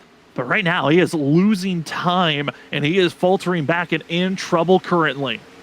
Yeah, what I've watched here is kind of the evening out of really our top 5. And I should more or less say our guys from 2nd to 5th here evening out when it comes to times. Pretty much a lot of them just running 40.4s. Elwood out front, continuing just to slowly eke the gap out each and every lap. He's just been very picture perfect, and now Cedric Hunter going to push the likes of Jarrett Talmadge to see if they can try to run down this group ahead. But Elwood has been so good through the corners. It's just impressive to watch. He's just got to keep perfect here, because right now he's got about a 0.4 of a second gap building back to Thomas Green. And it's been really all eyes on Elwood and Jackson Anderson in those first 20 laps of this race. The back and forth between them. Update on Jackson Anderson, back in 13th place. Last time they took a pit stop, took fuel only. Zach, I think tires would have been the optimal way for the 83. I don't even know if he's going to be able, he's going to try his best, but a top 10 might be even difficult for the 83. 4 laps to go here this evening, and no one is showing signs to catch up to Alan Elwood. The gap's still about a half a second. Gonna need something magical from Thomas Green, unless a caution comes out from the drivers around our top 10, because Christopher Norris is getting aggressive with the tires being as bad as they are. 3 laps to go, Zach. We might still have a caution upon us. I tell you what, Ethan Smith, he makes a pass on all 3 of them there. He goes around North, he goes around Rogers, he goes around Stitz. The 00, great job from him, but he gets tight in 3 and 4. Now they're fighting back to his inside. And like you said, Sam, if we're going to get a caution, it's going to be in this group. And Where will the block be? No block on Rogers. Rogers able to go the nose just to the outside. Now going to be a little bit of a shimmy to the outside, trying to spook the 75. Now going to be 3 wide, forcing Rogers and Co to have to give space as Smith rips the top door, steps loose, and hold on. Ethan Smith backs out of that run to make sure there's enough room, but that's Anderson down to the inside. He's also going to make contact. Anderson goes for a spin, a slide, and a caution is thrown. Man, that is going to be heartbreaking for Elwood. He was coming to 2 laps to go, and he was just opening up the gap, and just mistakes in the background, middle of the field are going to bring us under yellow, and it's going to set up a green-white checkered situation. And all these drivers bouncing around, just all around. That was Eric Kralik in the 01, and then just lock it down, hope for a slide. A little bit of a reversal burnout to make sure he doesn't hit the inside wall, and that will bring out the caution. And that allows everyone to now think about, do you pit or do you not? We've seen old tires. If you got enough drivers in line, they could defend and run pretty well for a couple of laps. But if you need some freshies, they fire off pretty well if you're willing to be aggressive.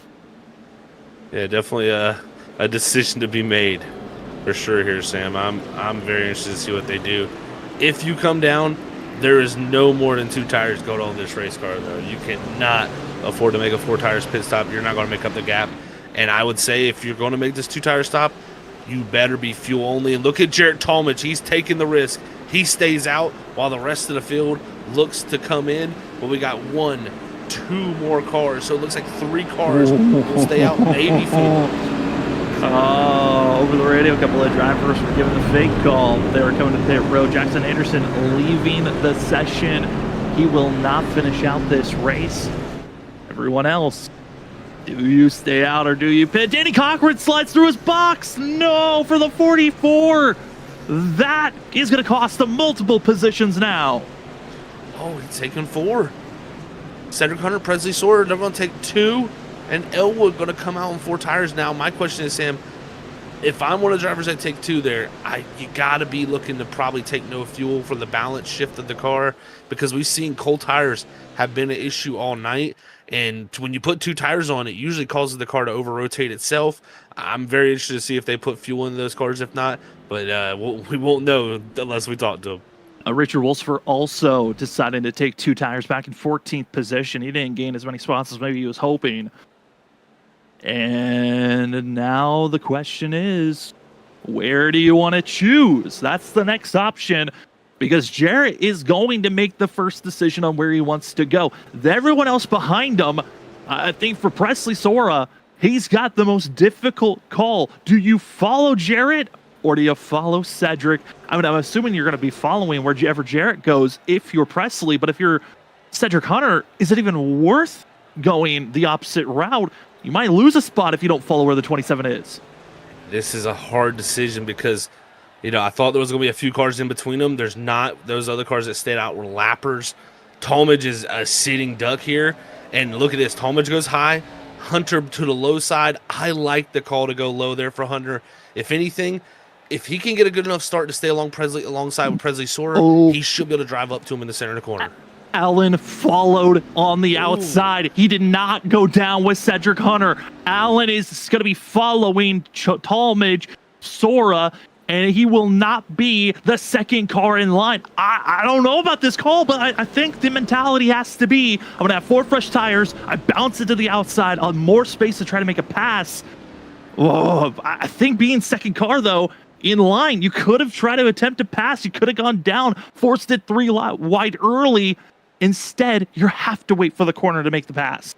Oh, I'm nervous. And the pit of my stomach just turned upside down because it is an interesting situation to put yourself if you're Elwood.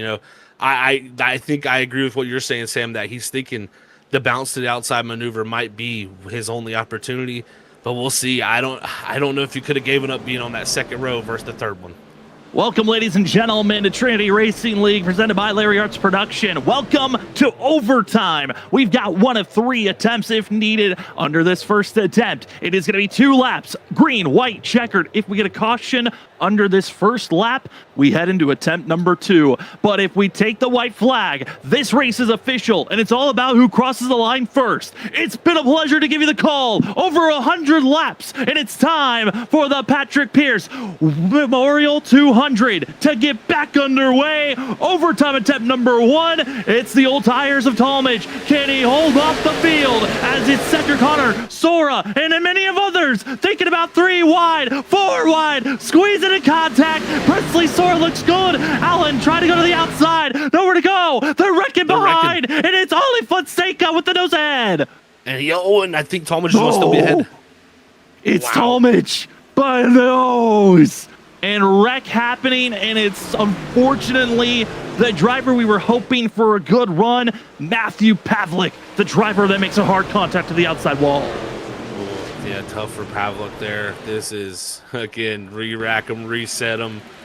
Oh, man, I'm nervous, but let's see what happened here. I think some 3 wide action. Of course, we had 4 wide here for a moment there. This was intense, but look at this. 3 wide here, Reed in the middle there.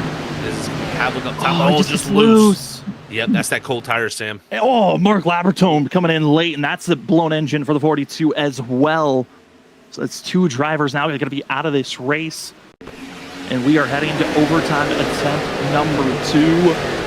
And the old tires of Jared Talmadge at least held off the exit of turn number 2 out of the back stretch.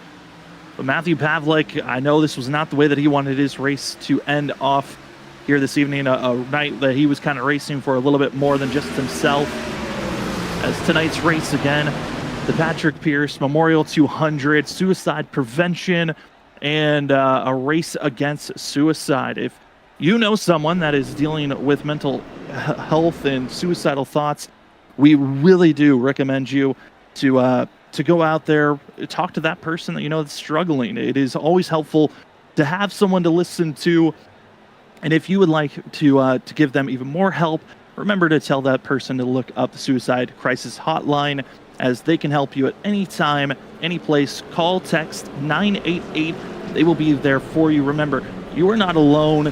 Just one conversation, one phone call, one message can make all the difference. Again, if you just have a sense of, hey, I need to message this person, go do that. Don't wait for maybe another time, because that one moment could save someone's life. Again, so thankful for everyone that is trying to help out a friend, and we know that the suicide is something that happens daily. Worldwide, they say a little bit under 2,000 people have committed suicide daily, and it's a terrible thing. It's a crisis right now. So remember to go out and reach out to those that you feel like need the help. If it's someone that you feel like is gloomy, someone that's even the life of the party, reach out, check up on that person. Zach, a little bit of change of tunes now, as it is our second attempt at overtime. This could be the final restart of the evening. Kudos to Jared Talmadge for holding strong in this first place position, but we got some new heavy hitters up front, and it's Ollie Fonseca, Joshua Kanata, Allen Elwood has fallen back, Hunter's still in third, but we're starting to see some new faces creeping into our top 10, and now in a position for a chance to win this race. Yeah, no doubt right here. This is a big opportunity for, I think, a lot of these guys. Fonseca going to be the first one on a set of 4. So he is put himself in position, but the choose is going to be critical. What do you do if you're Fonseca? Do you follow the 27? We saw Soro did it that last time. He is back in 20th now. He got caught up in, getting stuck there, and it looks like Fonseca will elect to go low. Kanata low, Elwood to the high side as Cedric Hunter follows along with the 27. And I think that is the decision I would have made if I'm all those drivers in the top 5. I think they've all made where at least I would have put myself. It's just now, how is it going to work out? Because the last time the 27 got a good enough start that he kind of was clear on that front lane, and it kind of comes down to then who takes the advantage of jumping out. We saw Fonseca, he jumped to the inside of Cedric Hunter. That really hurt the 7 and allowed the 24 to make the big move. Does the 16 attempt a similar thing? Again, I'm just shocked on Allen Elwood. I mean, he had the positioning to be on the inside on the last restart, but now is trapped where he is forced to be in 5th place position on this go around. Again, this is our second attempt at overtime. If you've never been a part of an overtime before, it is a green-white checker. 2 laps to go, And when we go green, if we get a caution under that first lap, we will then go into attempt number 3. But if we take the white flag, the leader crosses the line, white flag is flown, we will finish out this race. No wreck, no caution will be thrown. It's all about who crosses the start-finish line first. Might see some carnage around our leaders and behind them. We'll see who can get it done. If we do go into attempt number 3 of overtime, we have different rules. We'll talk to them if it's needed. But again, green, white, checkered. Who can get it done here tonight? Pace car's pulling off. It's Jared Talmadge, 35 lap old tires. Everyone else just has 5. It's a 30 lap difference, but it's time for overtime attempt number 2. It's the Patrick Pierce Memorial 200. The race against suicide is back underway. Could this be the final restart of the evening as Cedric Hunter is shoving Talmadge down into turn number 1? Here we go, 3 wide for 3rd place. Smart move by Hunter there. He gets the shove from the 9. That allowed him to clear the 24. Now he makes the move. But look at the 9 of Elwood. Big run off of 2 as there's 4 wide as they come down the back straightaway. That's why you went to the outside. He was trying to build up the momentum. Not going to be side by side for the lead position. Cedric Hunter trying to hold strong. Again, if a caution flag comes out, we go to overtime attempt number 3. But it's on the inner groove, building the momentum for a chance for a pass. And it's a slide. It's a caution. No, we stay green. Now across the line. It's your Thomas Walter Racing setups. White flag in the air as Alan Elwood is driving away. Elwood did everything right. Fonseca's gone around. He is unfortunately going to lose his spots. Or sorry, not Fonseca. That's the 00 Ethan Smith, but it's the 90 or the 9 of Elwood fighting strong. As Stitz is now got up into the top 3. Stitz, Green, Fonseca, Hunter continues to mount it, just going down, but it's battling all around the field. And Alan Elwood looks in his mirror. He missed the race. He lost the points lead, but he comes rallying on back to win for the 2nd time this season. It's Alan Elwood to victory lane. Wow. What a job by him, Sam. He comes from the 3rd row, makes it look easy, 4 wide into 1, and that was classic from him. He has had an excellent season, and he adds another win to the total. I mean, we've seen Alan Elwood race in a lot of our leagues that we cover here on Freaky Fast, and we know the potential is there to be a winning each and every week type of a driver. But this is finally the season. It's clicked. This 9 machine is on a roll, and the Elwood Designs number 9, 2nd win of the season, won the initial race at Daytona and wins at Michigan. Congratulations to Alan Elwood. 2nd place was Chris Stitz. Gavin Rogers will take 3rd. Dolly Fonseca 4th. 5th was Thomas Green. And it's just, you look through the field, a lot of shocking finishes, but it's the 9 who dominated all night long, had the pole, and took it to victory lane. Alan Elwood, congratulations. For us up on the field, though, we will step away when we come back. It's the post-race show. We hope to see you guys hang out with us when we come back. We talk to our top 3, get you ready for next week, and have a good one as we'll be back right after this.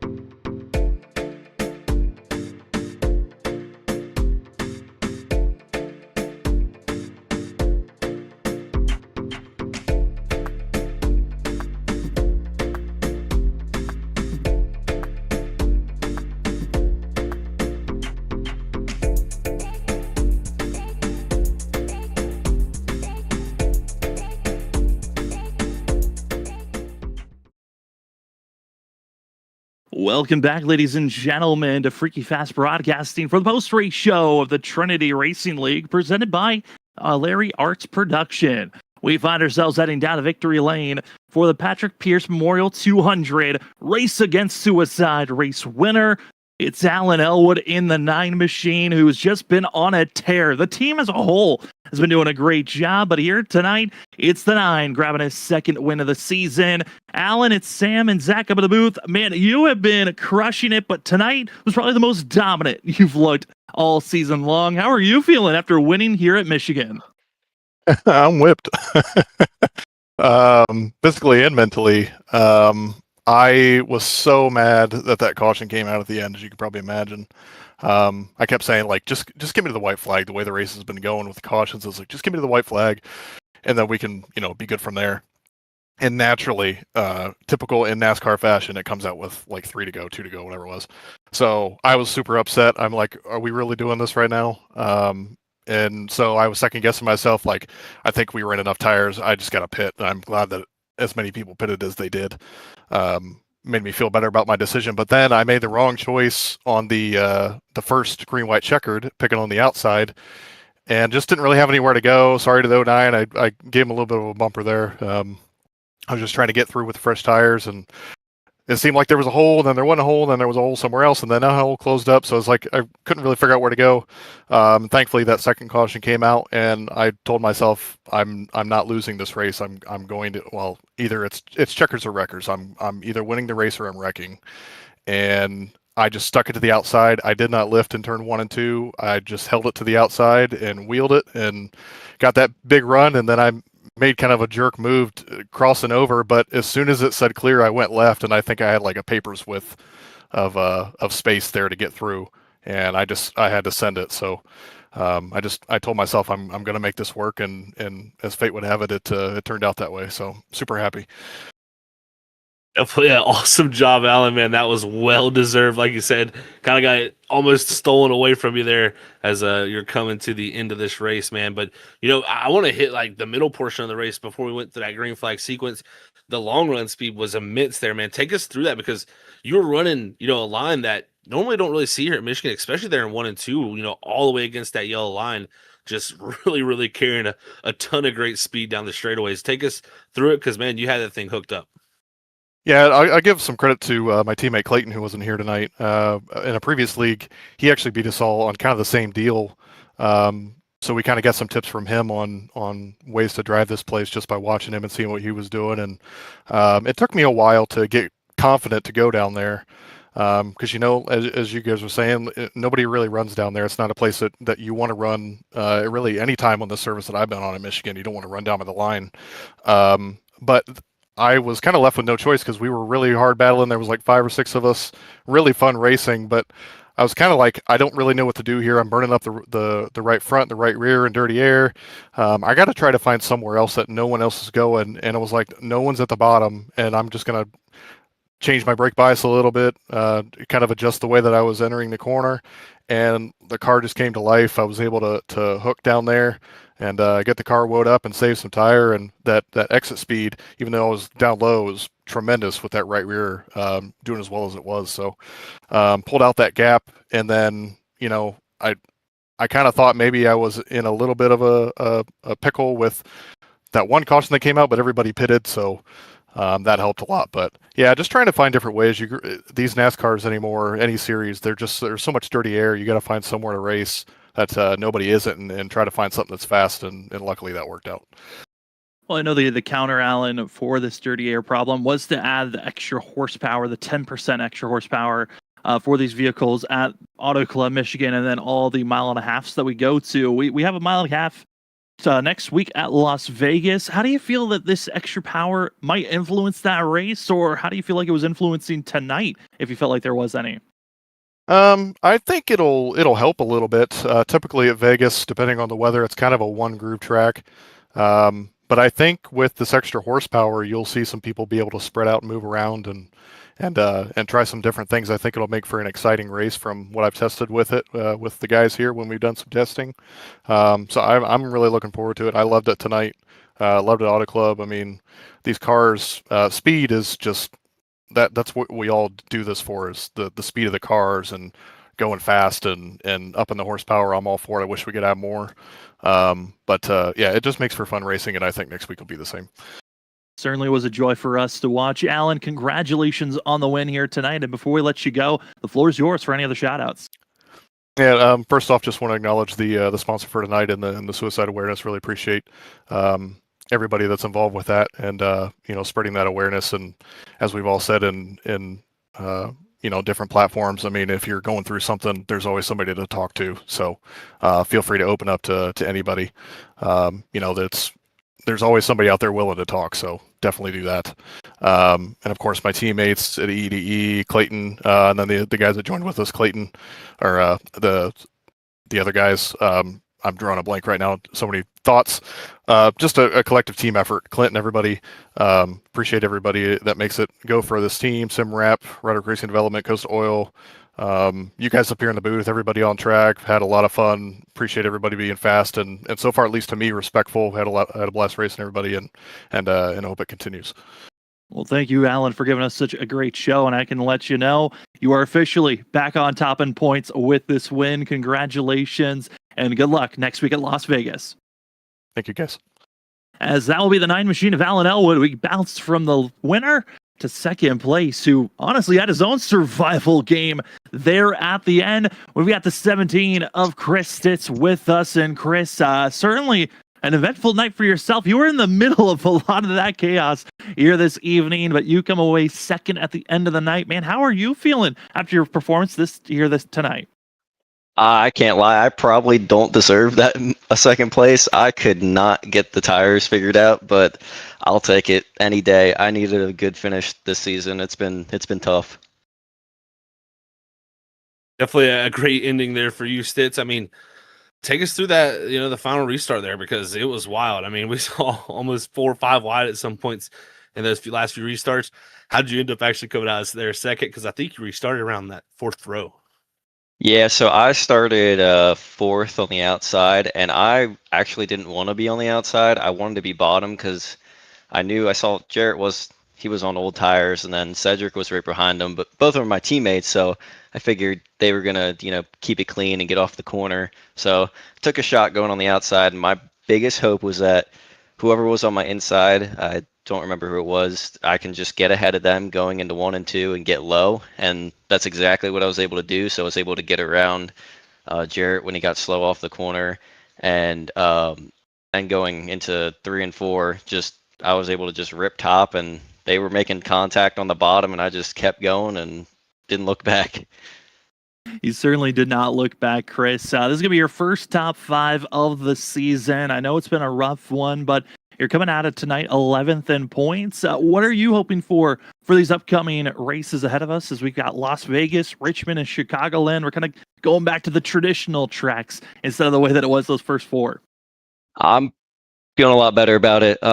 Definitely the 1.5 miles is where I feel best at. Richmond's been a little bit of a struggle for me in the past. I might just have to put some extra laps down for that. It's a night race, which will benefit me more. I cannot run during the day there for some reason, but I'm glad to get back on these normal tracks.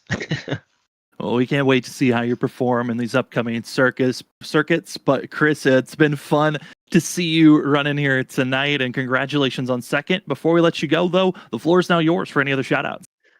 First of all, thank you guys for coming back and doing the broadcasting for us. Really happy to have you guys back on board. Thank you guys for everything you do, and of course, thank you to the admins of the league.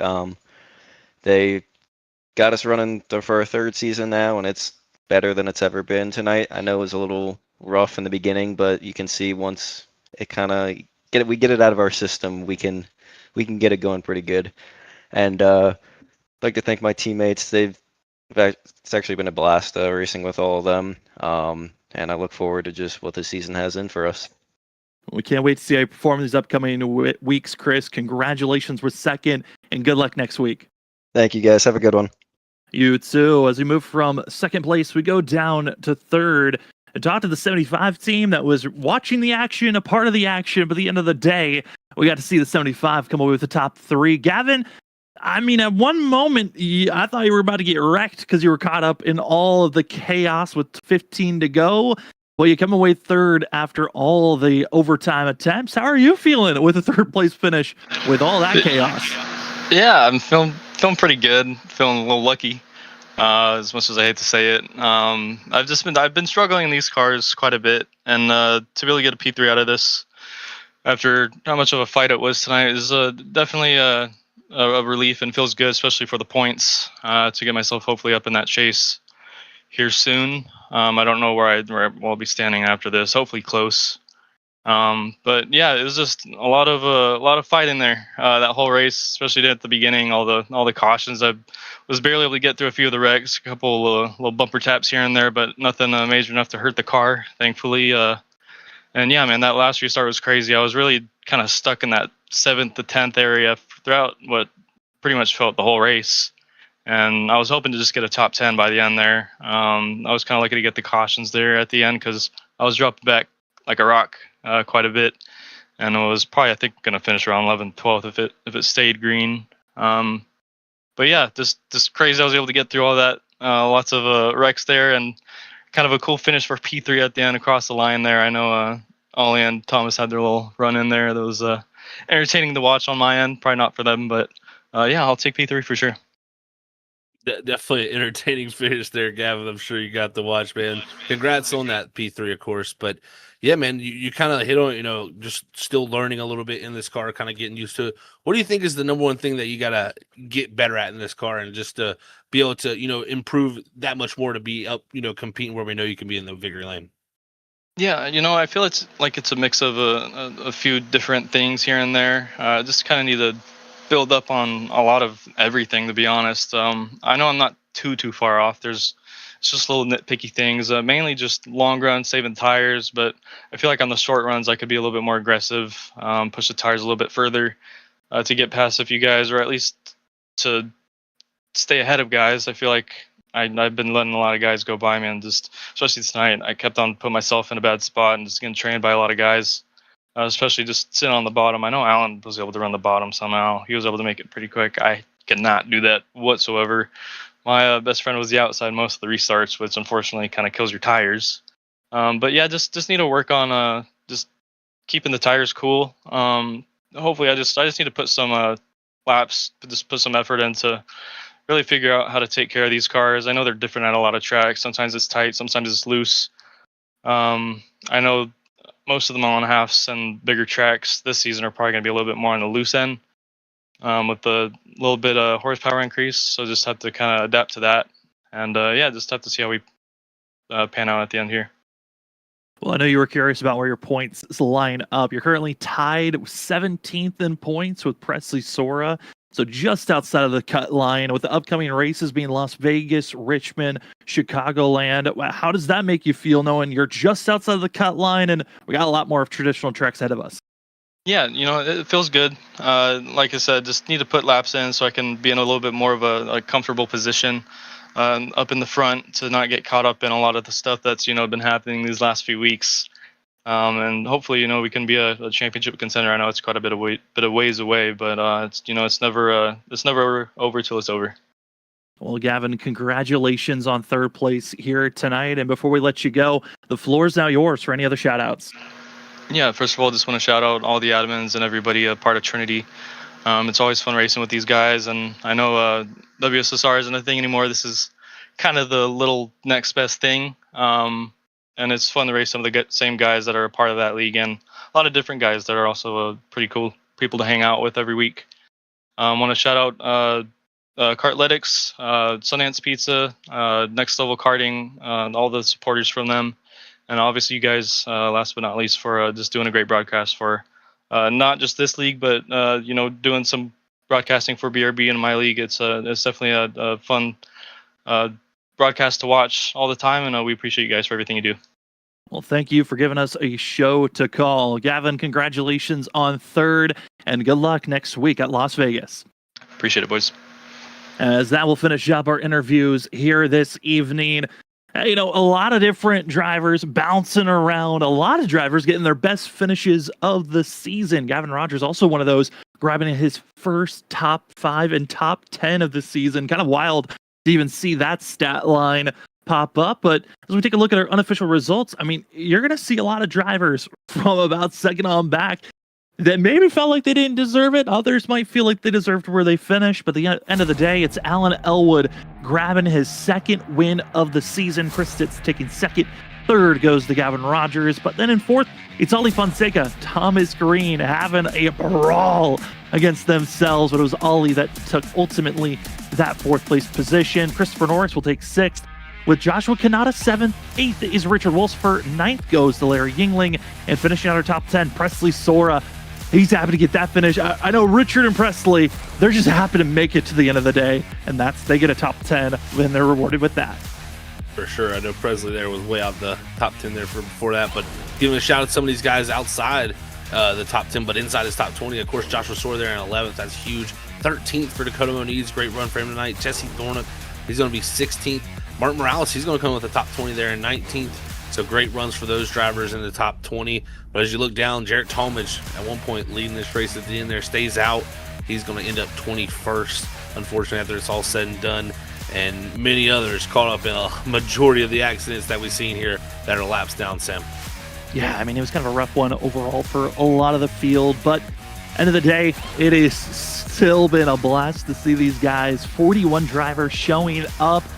And it is Alan Elwood, the first driver in Trinity history to get the pole, lead the most laps, and get into victory lane. So made to the history books in his own ways, as well as exiting Michigan as your points leader. But this isn't the only racing action we're going to have this week.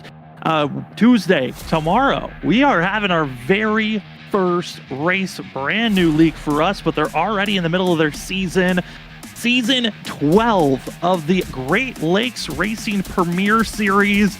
They're going to be in the O'Reilly's car that you just saw here tonight, but they're going to be at Echo Park, Atlanta for their race that we're going to be calling. Excited to see a bunch of new names. We'll see how that league handles on tomorrow night. And as well, we will be giving you 802 Next Gen Elite Racing action this upcoming Thursday in the middle of their short track racing action.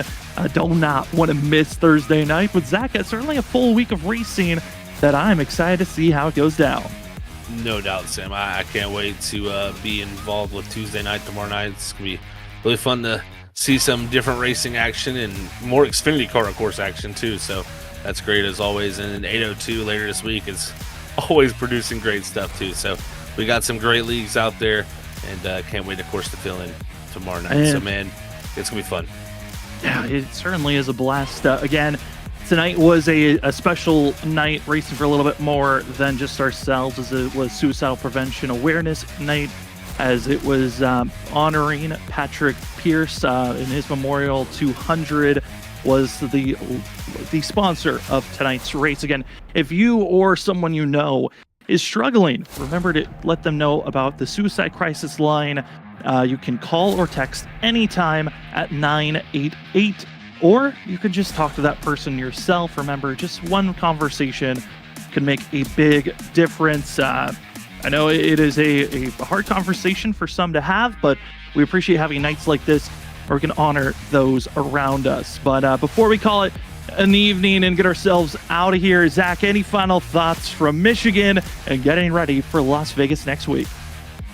Well, great racing here tonight. Of course, Alan Elwood would not be denied there in the 9 machine. That was an excellent job from him. Of course, getting his second win of the season, taking back the points lead. But can't wait for the rest of the week, and can't wait to see how the season continues on here every Monday night at Trinity. It's just getting better and better. It certainly does. And what's also better is having some of these sponsors that tag on for the Trinity Racing League. First and foremost, I want to say thank you to the title sponsor of Larry Arts Production for Season 3, as well to Blazing Fast TV, SimSam, Premier Racing Setups, Orchid Tattoo Studios, and Team Watson Racing Setups. All great sponsors to have. Check them all out when you have time. Thank you for partnering up with the Trinity Racing League here for Season 3. Well, for us here on Monday nights, it's been a pleasure to give you the call live, but if you're rewatching or if you're in the comments now, Thank you for hanging out with us. For myself, Sam Dyer, for Zach Hall, for Robert Moyer Jr., it's been an honor to give you the call here this evening of the Trinity Racing League. Race 5 is in the books, and it's Alan Elwood grabbing his second win of the season, tying with the likes of Jarrett Talmadge, who's got 2 wins. Who else can join him in the win column? Or is it just the dominant 2 to be seen for the rest of the season?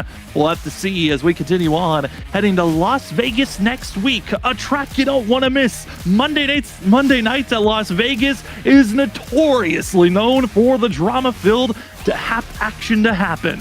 Don't want to miss it at all, but for us here tonight, we appreciate you hanging out. It's been an honor, but if you cannot wait until next week, we got you tomorrow night. Brand new league for us. It's the middle of the season. It's time to see what the Great Lakes Racing Premier Series has for us here on Freaky Fast Broadcasting. It's O'Reilly Cars Drafting Package action you don't want to miss. We'll see you tomorrow night for our next Freaky Fast broadcast.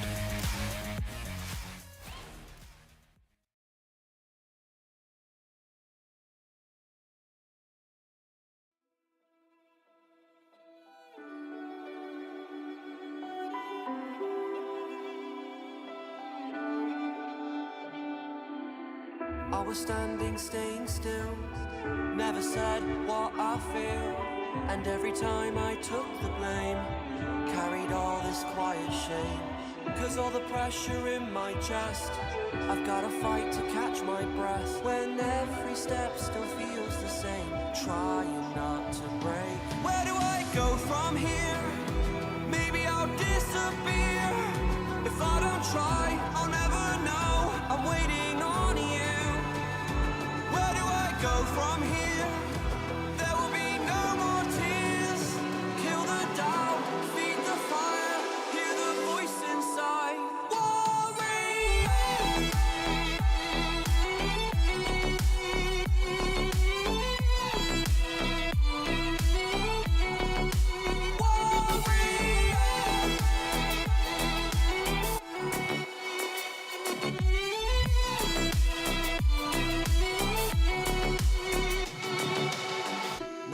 Up, it's my turn this time. They took a shot, now I want mine. You fall, I rise, I take the wheel.